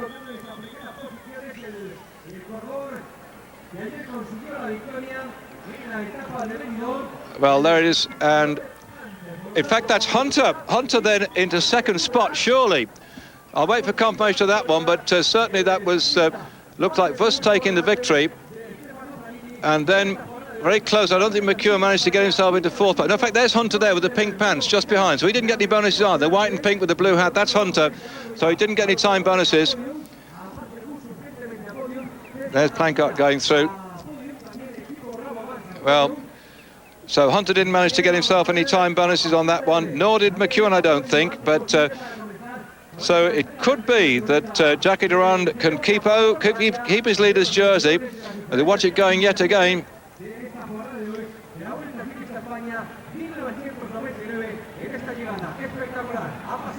That's Hunter with the pink and blue pants and the white top. The leader on the points competition was desperately trying to get some time bonus.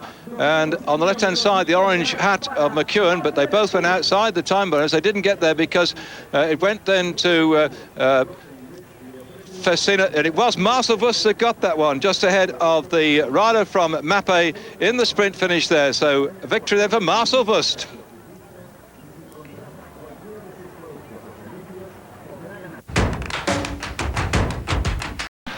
Well, we've been talking amongst ourselves. I'm sorry if I didn't come back on air sharply there because in our commentary points here, Danny Nellison, the Dutch commentator sitting alongside me, is jumping up and down here because, of course, he's got interest in McEwen riding for the Rabank team. And Danny Nellison, past amateur champion of the world who turned pro, then went back to being amateur when he had a few heart problems. So he's like I am, and like Klaus Angerman, like my good friend Patrick Chassé and Eric Boyd, all the rest of the commentators are completely, really locked walked into this one and tried to do our sums. I said that with 20 kilometres to go, he's been losing just recently 2 minutes per 5 kilometres, and therefore the next 20 kilometres to go, then he's probably going to be just close to being caught. But and it's a nasty draggle towards the finish. It is so close. Look, they're still showing 3 minutes 20 up there.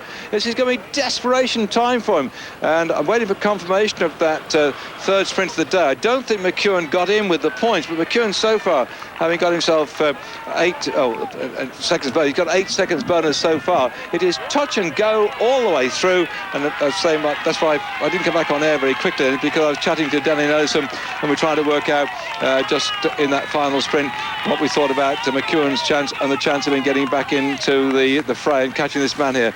Well, for all that Danny is being from Holland and being a great supporter of all Dutch cycling, I want this bloke to win. I think you do. Come on.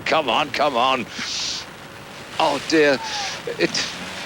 If he doesn't get it, there's not going to be a dry out in the house, is there? Such determination. After going away, after 37 kilometres, and still, the trouble is he'll know these roads, being from Madrid.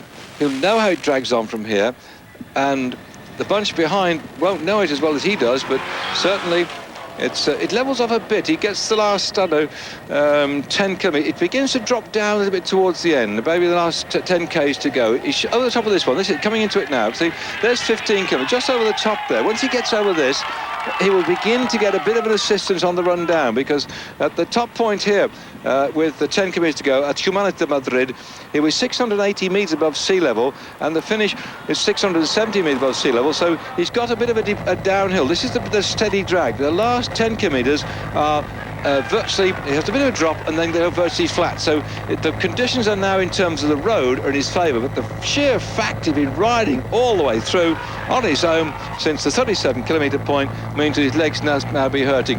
And some more fresh legs are coming in, unfortunately, here as far as our leader's concerned, because German Nieto would not like to know that we're now getting other people coming through. You can see that here in the white jersey, Pascal Hervé, who certainly will keep that jersey on the lead of the King of the Mountains for another day, is now working hard for Marcel Wust in the dark blue and the yellow jerseys. The Germans beginning to start to motor through here, because I think it would like Lombardi to come in with a shout for a stage victory perhaps today, or might even be Daniel Hondo who might go in there, but it is all up for grabs, providing they can catch the man down the road. But well, it'll be, say, another dry eye in the house if he does get caught.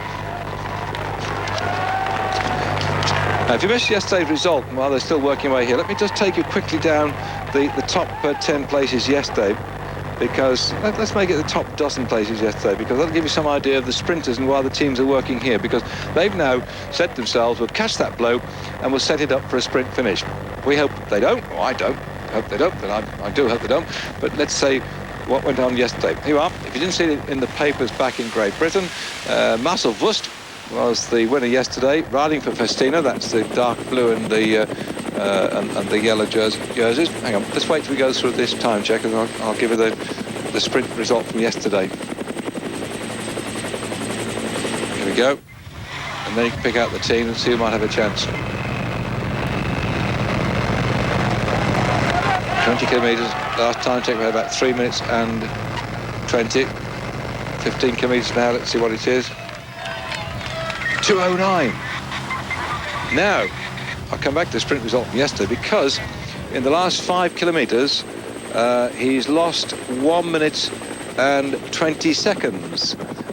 And he's now got 15 Ks to go.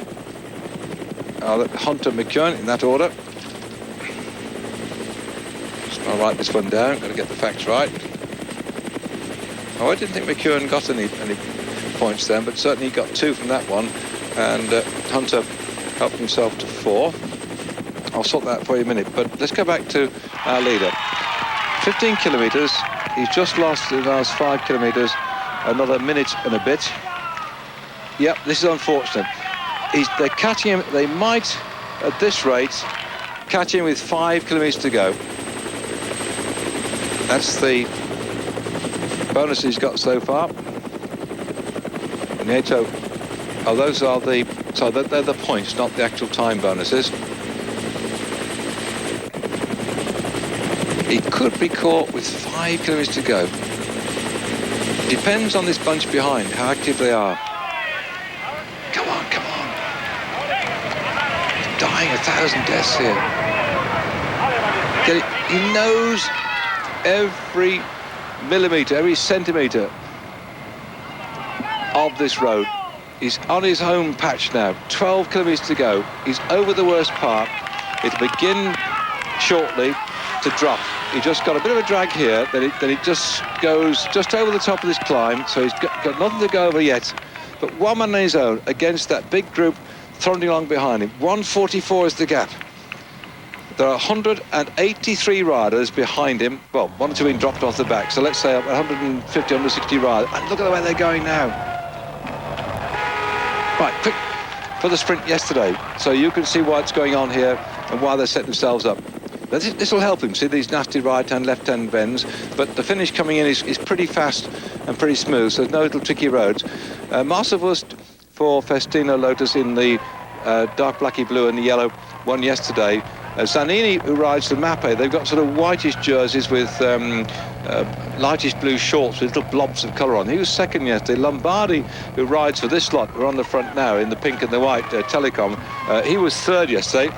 And they kept the bonuses of 20 seconds for first, 12 for second and 8 for third spot. And Robert McEwen finishing fourth spot yesterday. He's in the orange and white. And his team's been doing all the work so far. And now the other teams are taking over. Robbie, yesterday, if he'd been into third spot, he'd been in the leader's jersey today, but he wasn't. So Jackie Duron kept the leader's jersey just by that Nats whisker. He was 2 seconds ahead of Gonzalez Galdiano. Of Vitalis Seguros and 3 seconds ahead of Olano. Things are going to change today. The seconds will be even greater. In the sprint also yesterday, Blada was in 5th spot for TVM. Robert Hunter in the whitish jersey for Lamprey was 6th, and Traversoni from Psycho was in 7th spot.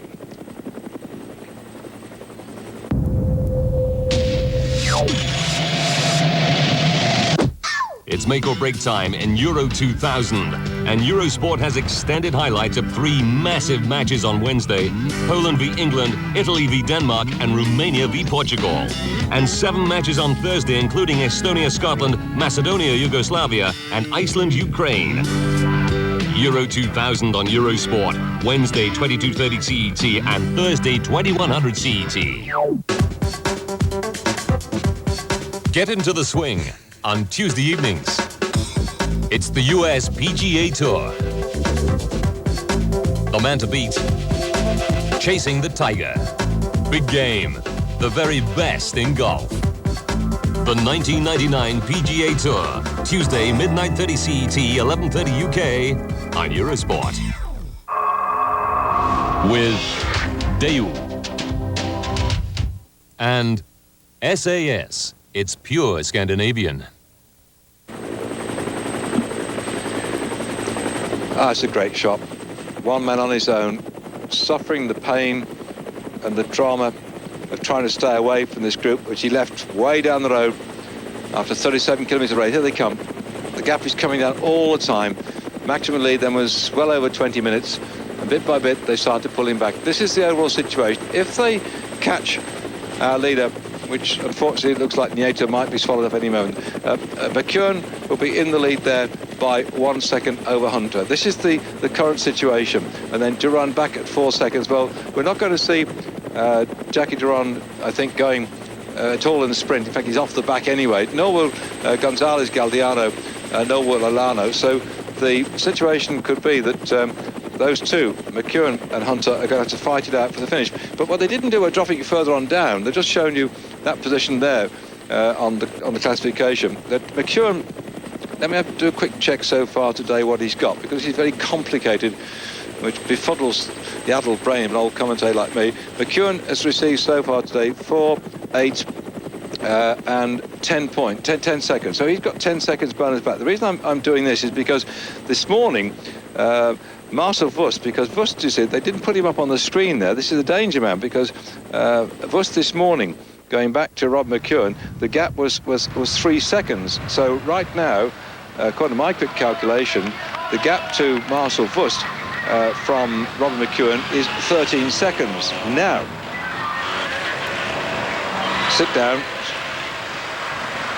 think carefully, and I hope I get it right. If my calculation is correct, Marcel Wust is now 13 seconds behind Robin McEwen on general classification if they catch this bloke. I hope they don't, but if they do, looks very much like it now. But if Wust wins the stage and gets 20 seconds bonus and McEwen doesn't score with 10 Ks to go, then Wust could take the lead. Wow, getting very complicated, isn't it? Who would be a cycle race commentator when it's not up in the mountains? But what I do like is to see people like the chaps who, when we get to the big mountains, we've got them coming up later on, we won't see these giants, these stalwarts, these people you're watching here on your screen. That man out there, he knows, does German Nieto Fernandez from Madrid, that he can't climb the big mountains with the top stars. His chance is to go for a lone break, his chance to try and win a stage, win something, get recognition. He takes his opportunities when he can, because all the years he's been a pro, he's only had one success so far, and suddenly gets the whole concerted might of most of the top teams in the Tour of Spain galloping after him as they got to come on and trying to snaffle him up before we get into the finish. That's bike racing.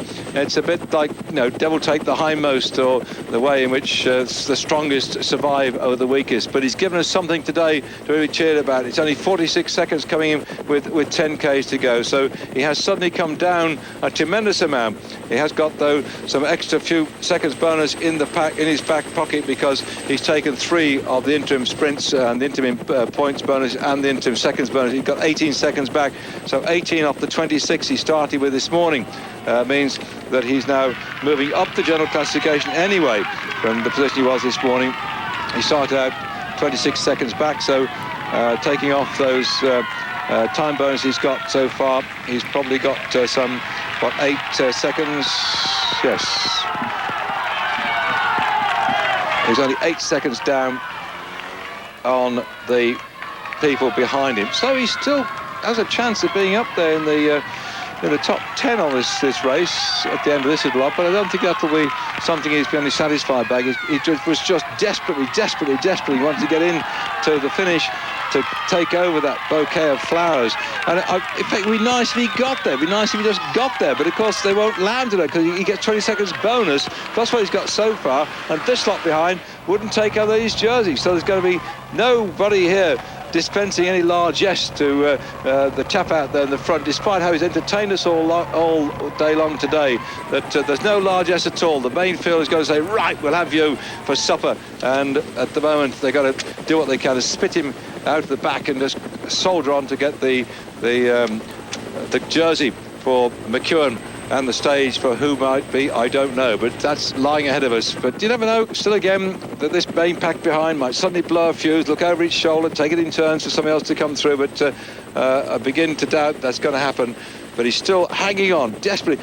You can imagine in the start-finish this consternation, the action. His team sponsors are here. There goes the service car behind him. It's now moving on. The yellow car, which has been with him all day long, virtually since we started out this morning.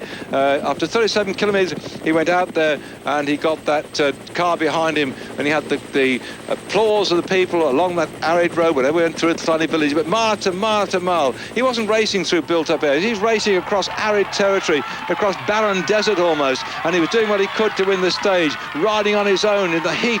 And now as he comes in towards the end, the crowd here is still urging him on, but they can see, looking down the road, the main pack are starting to come forward and begin to move at him. And so unfortunately he looks with about 8 kilometres to go, his days are numbered. 5 miles only from the finish. He's done today something like 140 miles, of which of that distance he's done the thick end of 120 of them on his own. And this pack now have just got one ambition, one aim, one objective. That's to swallow him up and then storm in toward the finish to see who's going to get the stage victory and take over the leader's jersey. Well, it's a cruel old world, and I'd been hoping so much that when he got to the magnificent lead, he might have been able to catch them napping. Every so often it does happen when one rider does manage to survive particularly on the hillier parts of the courses, there are people that can ride away and leave everybody a long way behind. But today the cycle racing is much more controlled by the teams, particularly on the flat sections of the race. Then suddenly one man may have ambition, but the big teams decide to go. And let's hear it for him. What a great day today then for Joan Nieto Fernandez from Madrid. He's just been caught after a tremendous day's entertainment to all of us. And look at him there. That is brilliant, and I'm sure all you people there would like to raise your glass and say, great, good on you. There, well, look, that's a lovely touch. Look at this package on that. Look as he goes through. That man is live in the race today. He's absolutely dead on his feet, dead on his wheel. But what a great day's entertainment of gutsy riding he's shown us today. Whew. Oh, I'm gutty with that. I'd loved him to win. I'm sure you would too. Please, lady, if you're crying, will you hand me your handkerchief? That's a shame, isn't it? But that's bike racing. That's life, isn't it? Oh, bit of a Zagio going up down here just to make things a bit difficult for us and give us somewhere to look at, because he also comes from Fuenlabrada, so the team sponsors have another chance to wipe the tears from their eyes and start cheering madly, because they've got a man who's nipped off the front here, Stefano Vezziaga, the only Italian rider for the Fuenlabrada team, who's now trying to get the stage victory, and we're coming up towards some 5 kilometres to go on the outskirts of Madrid. That's significant. They're not strung out a big long line. You see what's happening now, again, this is the intricacies of bike racing, that the teams that have been setting it up for their sprinters, they pulled back our long lone breakaway rider who went after 37 kilometres. We only just got him down inside the last 7 kilometres of the race. The people who've done the work are now saying, OK, it's your turn. And then suddenly a bloke goes off down the road, and he's sponsored by this particular part, Fuenlabrada. And so he's determined to do what he can to stay away. He will have sussed this finish out. He would have practiced this before. And I'm sure that they decided between them, they're coming up now, that they would send off one man. It turned out to be our friend Nieto to try and do a long lone break. And then one by one, I bet these chaps are going to take it in turns to do the chasing down. See, 4 kilometres to go. He's gone. A big, long, lanky fellow here, the Italian, is off on his own. The rest of the bunch now saying, well, we've done the chasing down. We're not going to chase him. It's your turn.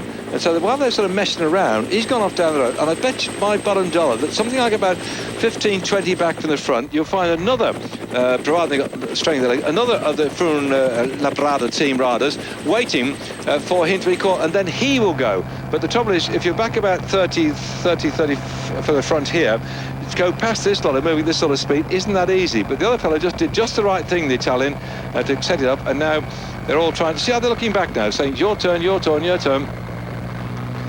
Well, Lombardi, third yesterday. The Telecom wants to go one better. Zanini from Mapei hasn't yet come through with his Mapei team. They're just holding the speed nicely with this chap here in front. Coming then 3 kilometres to go. It's useful. But what a great day that this team has had with that long lone breakaway by Nieto, only just getting caught in the last 8 kilometres. Maximum lead at one time, 20 minutes. Thought he might have made it. Now this man's gone away. 4 kilometres to go. There are 2 teams in here which I find rather interesting. The Fuenlabrada team, named after this part of the world. It'd be nice if we could have one in Great Britain, couldn't we, like that, sort of Hampstead Heath or something, or I don't suppose you Angel Islington, you wouldn't get that, would you? Maybe Barnet, I don't know, around London, perhaps out down around Liverpool, Manchester, I don't know, that some corporation would get together and say, we'll sponsor cycle racing. That's what happens out here.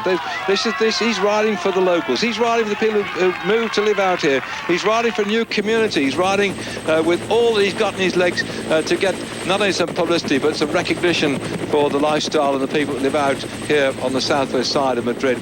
And he's riding with determination, just like his teammate did earlier on, to show in front of an international audience that this is the name that he has on his jersey. He's wearing with pride. As now we can see the Mapei team begin to wind this one up. Remember yesterday they had Stefano Zanini finished in 2nd spot behind Marcel Wust in the dark blue and the yellowish coloured jersey. Lombardi in the pink and white Telecom was 3rd. Robbie McEwen back in 4th yesterday. Robbie McEwen at the moment, technically the overall race leader on the road.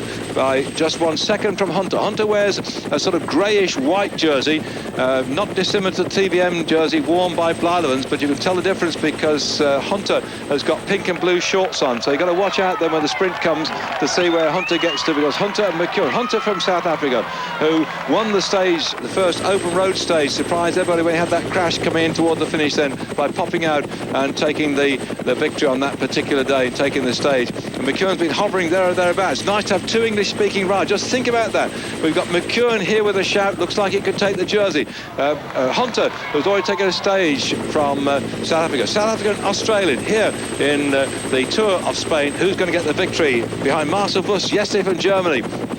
Can he do it again? Wüst, remember today, started out just some 7 seconds down over on general classification, but 13 seconds behind McEwen. If Wüst gets it and Hunter and McEwen are not in the top three, Wüst can also take the jersey. He's there in the dark blue and the yellow. What a finish we've got.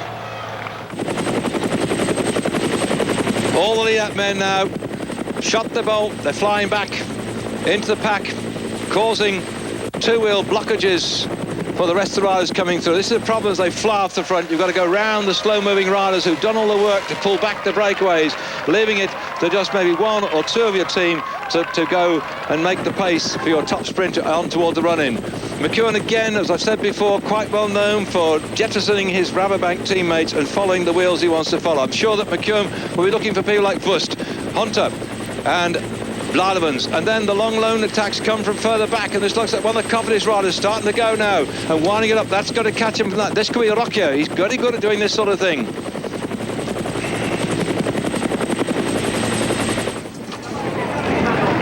In fact, it's Casera from the Spanish national champion who took off there. Still again then on the front, Telecom. And this is a big sprint. Still Telecom for Lombardi. Wüst is there just into third spot. It's left now to Lombardi on the right-hand side, Wüst on the left-hand side. Wüst starts to go, Wüst is going on his own. Wüst then takes that one and takes 20 seconds better. And I don't see McEwen there, I don't see Hunter there. He might just take the jersey as well. I wait for judgment on that one, but I think Wüst might not only have taken the stage victory, but might also have taken the overall lead. I must do some very quick sums now. 20 seconds bonus for Wüst, and I didn't see McEwen or Hunter in second or third spot.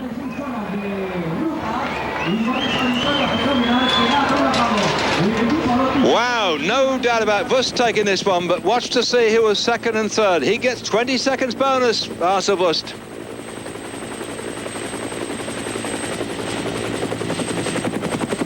And Lombardi behind, and then behind him was one of the Vitalis Seguros riders. Could be Smetanine from Russia, but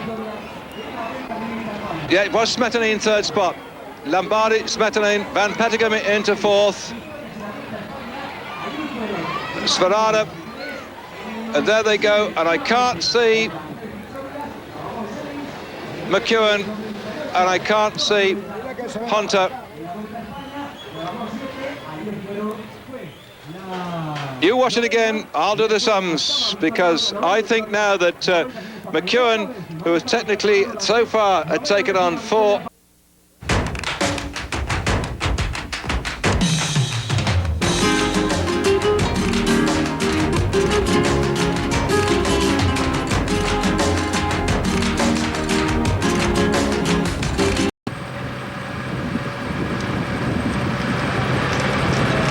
And the Polt is still coming through.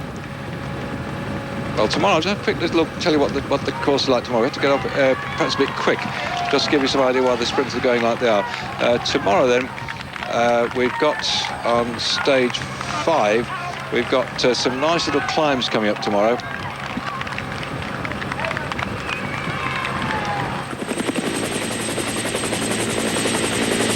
Yep, just checking for it. We've got after 48 kilometres, the second category climb, to where they're getting through now, the long string coming out. Tomorrow then, we got after 48 kilometres, the second category climb, the Alto de Magaraz, Then over a first category climb, the Alto del Portillo, that'll be after 93 kilometres.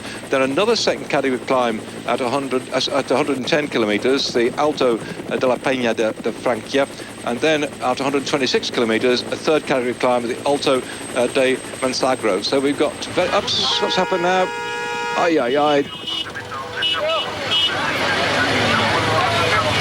What a great shame. This is the problem when they're going on at this great rate and not a touch of wheels.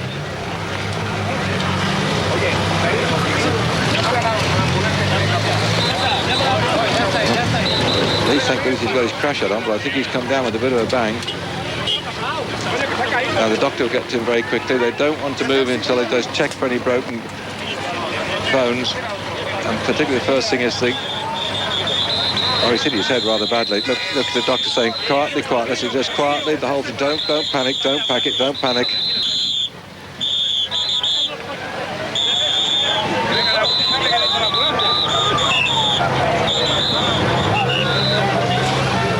Oh, it's absolute mayhem down there, isn't there?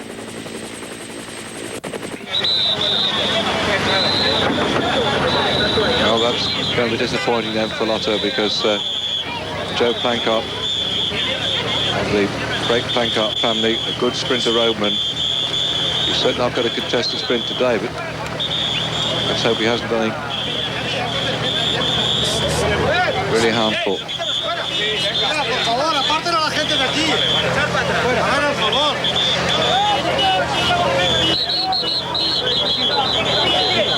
To a large extent, often it's the shock of the crash. And I don't know whether he went unconscious. The doctor will check, by the way, now to get him to look at his eyes and no, he's checking to see if there's any. Yeah, everything seems to be moving all right. No paralysis. You've got to then look at his eyes to see if he's been concussed. Has he got to knock it on the head? Well, after a while, Plancart, if he's completely in charge of the medical people, he won't have a say in it. But like many bike riders, they'll be determined, if they think they can recover, to get on their bikes. He's got 20 kilometres to go from the finish. Probably one or two of his teammates might drop back and wait for him. And if he feels all right, that's right. Look at, no, he wants to. Well, he may want to go. This is bike ride. Other sports would have put them on the stretcher and take them off the chain room. That's it. Bike riders, once they got over the shock of what's gone on, they think very carefully. Plancart, Paris-Roubaix, finished into what, 5th spot he was this year, Joe. He's a hard man from a hard family, and look. Look, the doctor's now checking if he's concussed, because sometimes the rider wants to go on, but he doesn't know where he is.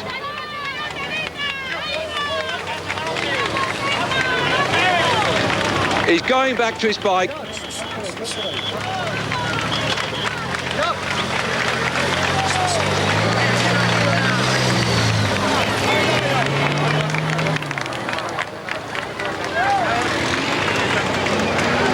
Or is he going back to his car? What's happening? He's going to check to see where the bang was. Is on his stitches? No, I think he's all right. It's just bumped.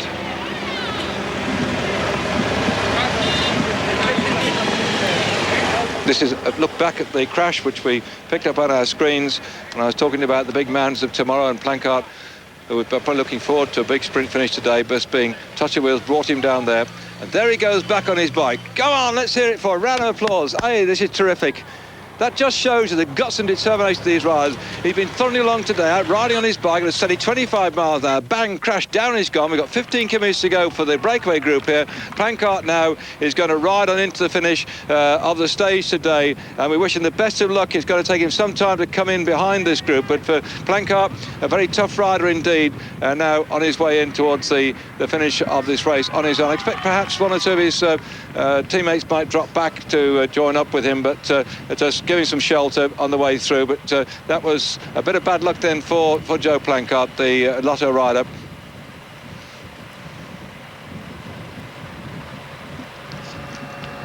And here comes the chase group. Well, I hope that you, like me, in watching what he did there join me in the admiration for the tenacity and guts of these bike riders.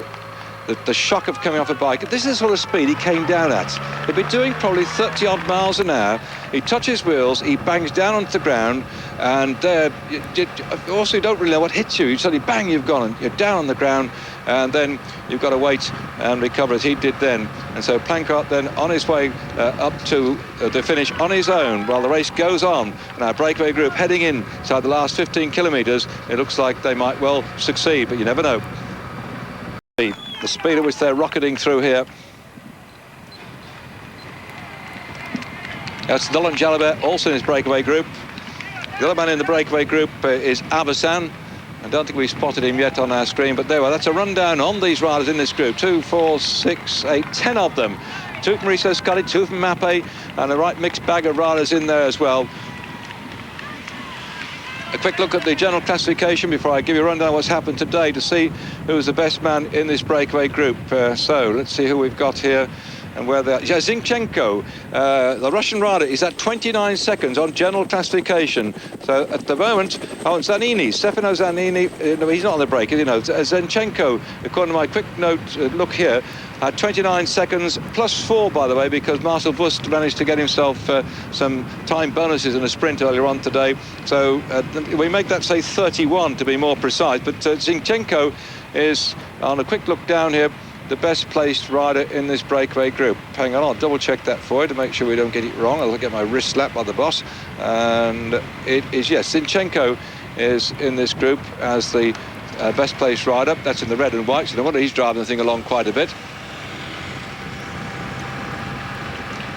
Looking down the rest of the riders, Andrea Taffy in the group, he's 37 seconds down this morning. Chris Pearce from the Lotto team, 38 seconds down this morning in that breakaway group. So they're the sort of 2 or 3 riders who one has to concern oneself with. And also, again, there's going to be these time bonuses, 20, 12 and 8 seconds bonus at the end of it all. So there's a load of people back here who've got to do something about pulling back that breakaway group because it's significant. If they stay away, a lot of things could change. Arvidsson in the breakaway group started off this morning, 45 seconds down on general classification. Jalabert capable of winning the sprint, but he's 1 minute 5 seconds down. He dropped off the pace the other day and came in about 40 seconds off, so he's not a threat for the jersey overall.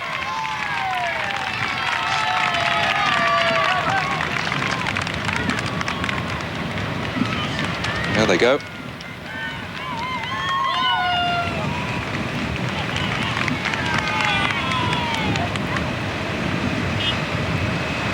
Right, I'll check that out for as best I can do, trying to keep an eye on the screen as well, because we're coming up now towards 10 kilometres to go.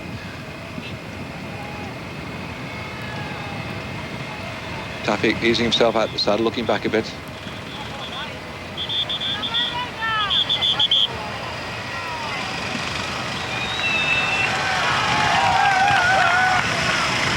Right, now this is critical.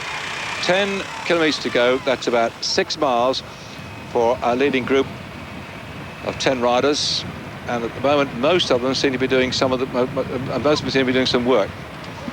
37 seconds it's showing on our screen. Ekimov comes off the front. Taffy starts to go through.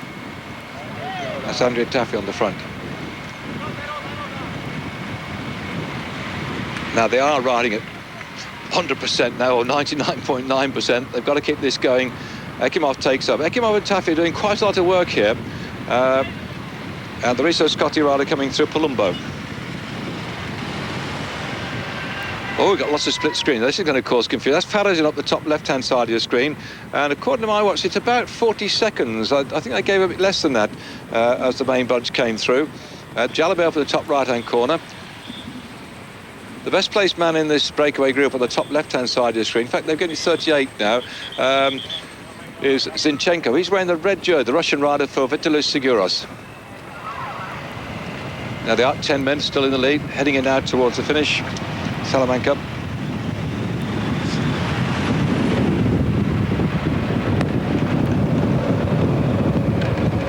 That's our lead group inside the final 10 kilometres. Taffy on the front doing the work. Just behind him, Chris Pearce for the Lotto team in the red, black and yellow. Also in that breakaway group then, Ekimov, Jalabert, Aberson, Rubera, Zinchenko, Belly, Palumbo, and they've got to now just inside 10 kilometres to go. Taffy looks back over his shoulder. Situation settled down now after a day's racing when we had Mullenholt go away right from the gun. He was the first man who set off at the start this morning and decided to rip the legs off the Lotus Festina team because they didn't like the tactics yesterday when Lotus Festina got pushed into the leader's gold jersey by the final sprint finish, and McEwen, who was lying second overall, was nowhere in the sprint at the end of it all. So the jersey going on the back of Wust, who's had back-to-back 2 victories in the Tour. That's giving him the gold jersey. Started out this morning then with just that slender margin of 9 seconds over McEwen and 10 seconds over Robert Hunter. And there goes Belly, his teammate, going through. There goes Taffy going through.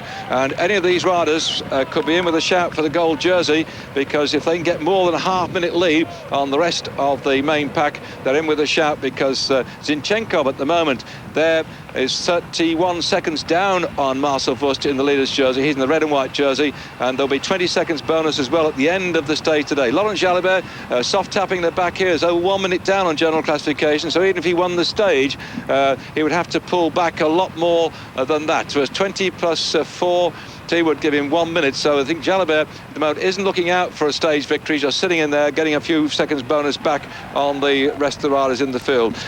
Going then back to what happened today, Rabobank determined to make the Lotus Festina riders work all day long, sent Mullenhout off down the road. He did something like the thick end of 120 kilometres before he got finally caught. We're not long after he'd gone out through the town of Aville, where he took the first of the sprints of the day for the time bonuses. He'd romped over the mountains. We'd had 2 climbs quite early on the race. Mullenhout, by the time went over the first climb of the day after 8.2 kilometres, had a lead of just 45 seconds over the main pack. Mullenhout first over that climb, a third climb, followed by Lopez de Muñoz from Oescatel. In third spot on the climb this morning, Victor Piña from Vitalicio, and in fourth spot, Pascal Hervé of Festina, Lotus Festina. So Mullenhout pressed on with the advantage, getting more and more advantage over the rest of the pack, and by the time we went over the climb at 34.2 kilometres, the Dutch rider from Rabobank, Koos Mullenhout, had a lead of 8 minutes and 28 seconds over Lopez de Muñoz, who took the second spot. Laurent Brochard of Lotus Festina was third on that mountain climb, and then Pascal Hervé for Lotus Festina fourth, completing enough points to keep him in the white jersey, King of the Mountains. Ineos Shadow of Escatel in fifth spot, and Guidi in sixth spot completed the second climb of the day. Going on down in towards the sprints then, Mullenhout still on the lead, took the sprint in Avio. McEwen was second, grabbing 4 seconds bonus. Nieto was in third spot, wearing the blue jersey, leader on the Metavolante intermediate sprints competition. By the time we came with 74 kilometres to go, San Pedro de Aleo, Mullenhout was still just in the lead then, and got ahead over the line at Wust, taking second spot and getting back another 4 seconds on McEwen, and Guidi into third.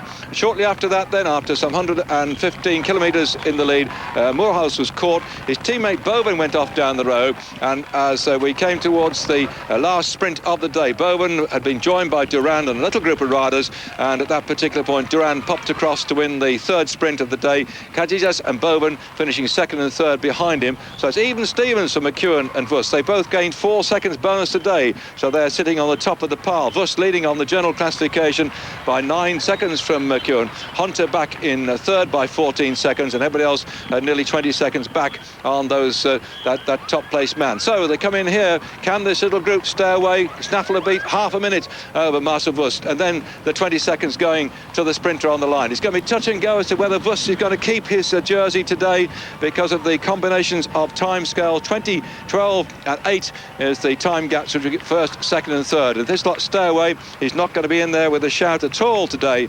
Well, Marcel Wust, because the bonuses will go here, and maybe the jersey too. But all will change tomorrow as we go on the stage then from Beja to Ciudad Rodrigo. 150 odd kilometres of racing with the big climbs ahead of the riders tomorrow. So this is the last time we're going to see for one day sprinter specialist winding it up like this. It could be all over the place tomorrow, although it does come a little bit flatter towards the back end, and it might be that one or two of the semi-sprinters could survive the course. But stage 5 will be the start of the mountainous section of the Tour of Spain, and most of the climbs coming in the back end as we run in towards the finish of the stage 5. We have a couple of quietest days after that, 6 and 7, and then we're going to be covering another mountainous stage on stage 8. More mountain stage 12 and 13, more mountain stage 18 and 19, and so this race, which is said to be one of the most mountainous races in the history of the Tour of Spain in recent years, is now about to set its scene on set its back on the flat parts and give us the mountain climbs coming up after tomorrow, or during tomorrow. Right, who's going to get the stage?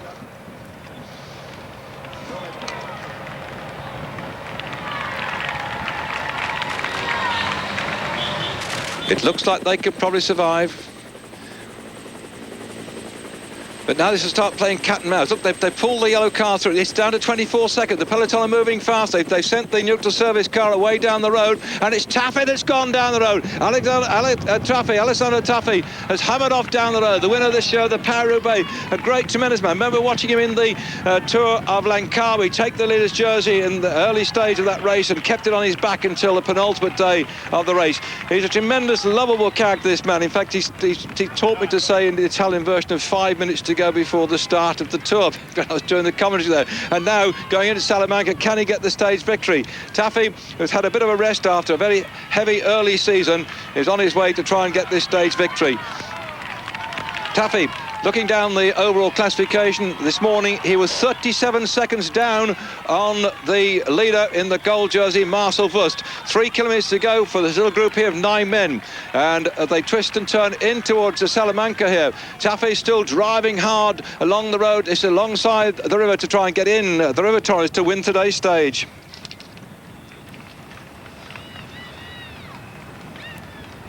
Well, he's over the River Tormes, Taffy, heading in now into the town of Salamanca. Population of nearly 200,000 people, and a fair number of them waiting to see if he can get into the finish. 20 seconds bonus will be there for him if he gets first across the line. He also started this morning on general classification. Taffy, 37 seconds down. He lost another 4 seconds when Wust got an interim sprint, so in fact it's 41 seconds is a gap between Taffy and the gold jersey of Marcel Wust. And just behind here, this little group coming along. Well, Taffy might not do it either, because Zinchenko, if he comes up from behind, very complicated it may sound to you. If it's Zinchenko this morning, 31 seconds. So in fact, Taffy has got 10 seconds deficit to make up on Zinchenko. Zinchenko gets second and Taffy gets first, and there's still something like half a minute ahead of the big pack behind containing Marcel Wust. It's still clear the man in the red and white. I think he's trying to go across the gap too. Zinchenko's gone, and Falazin here trying to close the gap down too as well. So I think what Falazin will do is try and get up to Zinchenko and slow it down. Taffy, has he got the strength in his legs as he comes up then to the 1 kilometre to go? Rest the riders in dribs and drabs behind him. In fact, my mistake, it's 2 to go. Just about 2 and a bit minutes here. Taffy grinding away. Oh, I think he's running out of steam. And that's Ekimov looking back over his shoulder. Ekimov, another good man, a past world pursuit champion, knows what it's like to put the effort in over this sort of distance. And the big pack is now beginning to come up. It's swallowing up the riders. The pack have now caught the other riders too. Taffy's hanging on. The speed at which the pack is coming up, it looks like we could get a bunch sprint after all. They've come up very quickly indeed. They swallowed up that 30-odd seconds bonus, the difference, and it's the Telecom team that are doing the work on the front. Still Telecom driving hard. Taffy's on his own. The rest of the chasing group have been sucked back into the main pack, and it's going to be a chance for a sprint victory, perhaps for the Telecom specialist sprinters. Can Lombardi make it this time round? Watch out for Wust in the yellow jersey, Lombardi in the Telecom pink and white. Watch out for Smetanine in the red and white. That was first, second and third yesterday. Sferrada for Lampre in the pink and white start to come to. They reel back in Taffy, so it's going to be a chance for Wust to keep that jersey. He's just got to stay in this one and make sure that neither McEwen nor Hunter get past him. If he's not in the first 3 and they're not either, then he can still keep that jersey for the mountainous day tomorrow. And it's Telecom doing the work here, leading out and hoping to get Lombardi off the wheel and in for a stage success today. Ex-track champion of the world, Lombardi, good all-round sprinter. Stories he might be moving out from Telecom next year, but we'll have to wait and see. And don't forget, Telecom's also the team of Jan Ullrich, who's looking good in this race. There, McEwen is tracking along 1, 2, 3, 4, 5 back from the front. He's behind the gold jersey of Wust. The order then is the gold jersey of Wust behind these 3 pink and white ones. Then there's McEwen in the orange and the white, and then the red and white of Smetanine. So those 3 who finished first, second and third yesterday are still Liner Sturm. As now the Telecom people start to switch and realise that they've got a bit of a sprint coming up on the other side. The Cofidis have launched out their attempt to try and get the stage victory today. Sprinters still holding the breath then, waiting and waiting for the come off the wheels. And I think Cofidis have got that good man Grzejowski in there, the Polish rider, very strong, but I think he's blown down. There go the Telecom train, and still holding his cool is Marcel Wust, waiting on Lombardi's wheel as they pull over then and start to go. Lombardi on the left hand. Wust unleashes his sprint. Is Wust going to get the victory again? 3 down the trot. Hat-trick for Wust. Back-to-back 3 victories. Keeps the gold jersey and scores a tremendous success in the town of Salamanca. That's his 3rd consecutive victory in the Tour of Spain, and he can hardly believe it. Well, he bided his time. His team did a wonderful job today. They chased down the riders from Rabobank that were sent out to stretch the field and stretch the legs of the Lotus Festina team. They did it, but they didn't sap the strengths of that man who just found the speed in his legs to rocket across the line and take that victory, his 3rd victory, and another 20 seconds bonus. So that's going to take him into well and truly the lead for today. But by goodness to me, tomorrow it's going to be a very different kettle of fish, because as you watch again at the sprint, Lombardi starting on the far side. Looks like he might have got it stitched then, but Wust, no trouble at all, hits the line in first spot. Lombardi was in its second, and it looked to me as if might have been Ivanov coming up into 3rd spot, just behind him, hidden a bit by the picture and by the size of this man, Mr. Wust, with his enormous thighs and pedalling power, taking him to victory. There, bang. So Wust then into 1st spot. Looks like Lombardi behind. And was it Ivanov in 3rd? Yes, I've got him. It was Ivanov just going through for TVM into 3rd spot. And no sign of McEwen at all. Zanini over the far side, probably got 4th. He did, yes. We'll wait for confirmation, but I think Zanini got himself to the 4th spot, but McEwen missed out on that particular occasion. He's been trying so hard to take over the jersey. That's Hunter going through in, what, about 5th or 6th. There's McEwen on the left-hand side, living a bit on the late. He's just down the bottom of that picture. McEwen drifting out of sight a bit, and one of the riders from the Once team also coming through. That could be Jalabert perhaps on the right-hand side, but he doesn't normally want to go for sprints like this, but so Wust, no doubt about that one. Ivanov would have been leading out Lalevans, but Lalevans obviously wasn't going to contest the sprint, so he left him to his own devices. So in the end, Ivanov taking 3rd spot behind Lombardi. Zanini moving into 4th, or was it the Once rider taking 4th from him at the last knockings? Guidi it is on the left-hand side, I think, coming through. Yeah, Guidi just there in probably 5th spot, just by the Once rider.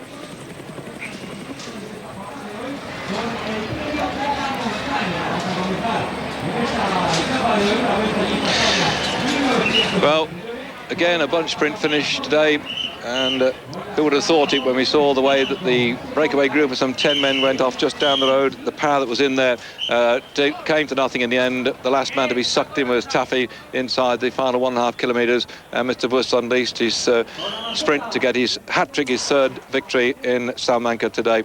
So Salamanca, we've been here many times in the past. It's been a place that flourished under the Romans many years ago, built by Hannibal in the 3 BC when they came across the Tormes here, and the big battles raged left, right and centre for many years. Well, the battle today was between the Rabobank team and the Lotus Festina team, and it meant that the Spanish boys came out on top, or the Spanish sponsor team came out on top. So Mr. Rodriguez, who is the president and the owner of the Lotus Festina team, must be very pleased, because they had a very tumultuous year. You may remember last year the problems with the Festina team. The one thing I like about Mr. Rodriguez is he kept his cool, he kept his sponsorship, he didn't put a lot of money into the team. team. I think he cut his budget back a bit, but he just kept his cool. He made a few staff changes. He kept the team going, and you'll see now up there on the roster, Hervé, who rides for the Lotus Festinity, one of last year's survivors of the team in the white jersey. He's in the King of the Mountains jersey. He kept Brochard last year on the team, ex-world champion, and people like Vust, but the team didn't have quite the same firepower in terms of top start they had before, but they've come together very well indeed, as the chicken on the left-hand side looks slightly cooked. I've only got egg blockage. Back again looking at the sprint.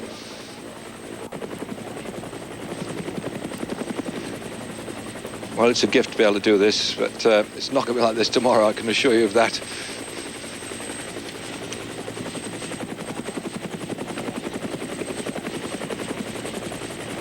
That's a superb piece of sprinting. Well, I'll have to doubly check all his figures. I've certainly got him down at 80 victories, Vust, but what is 79, 80, 81 or 82? I think to have a hat-trick in the Tour of Spain, he'd be happier with that than the actual number of victories he's got in his race career so far.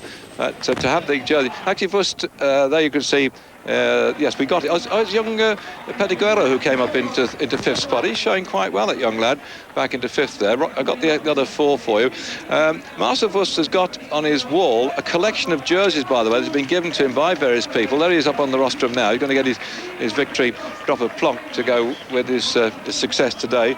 And he's quite happy to have these jerseys up there because he's got a yellow jersey. He's got a pink jersey which Zilla gave him as a present, and he's got a World Championship jersey which Brochard gave as a present, and now he's got this golden jersey as well, which he'll be putting on him to hang up there on the wall. So he's got virtually a good selection, hasn't he, at the moment? The pink, the yellow, now the gold one, and the World Championship jersey all framed and hanging on his wall back at home. Marcel Vust, plenty to read about in cycling magazines at the end of this month, when he'll be telling you how he felt about the taking off that, not that jersey, but a triple on the trot. What the situation would be like if Cipollini had ridden, because he's won 4 stages in the Tour de France this year, and Cipollini was looking forward to this race as well. The only problem was at the start he had to go home because his wife was suffering with some depression, I think it was, and so he didn't contest the race this year. But I wonder if he'd be able to catch Vust, who's certainly been flying. McEwen in second spot. Hunter, those are the 3 sprinter lads. That's the position on the general classification. You can start putting lots of single figures in front of that, like 1 minute, 7 minutes, 8 minutes, 10 minutes, or perhaps even more than that. 20 minutes a deficit for some of the mountain climbers tomorrow, because we're going over the mountains. Not a mountaintop finish, but still a pretty tough one for them at the back end of it all. So this race is, as far as he's concerned, I think he's going to enjoy every section of this then, because he's got the gold jersey yet again. But this race heading up into the mountains, where this year we've got an enormously tough course with no less than 48 mountain climbs, 4 special categories overall by the time we get to Madrid at the end of all. 10 first category, 14 second category climbs, and 23rd category climbs. So the sprinters have had their day so far, but we say well done to Marcel Vust and the Lotus team on the success in Salamanca.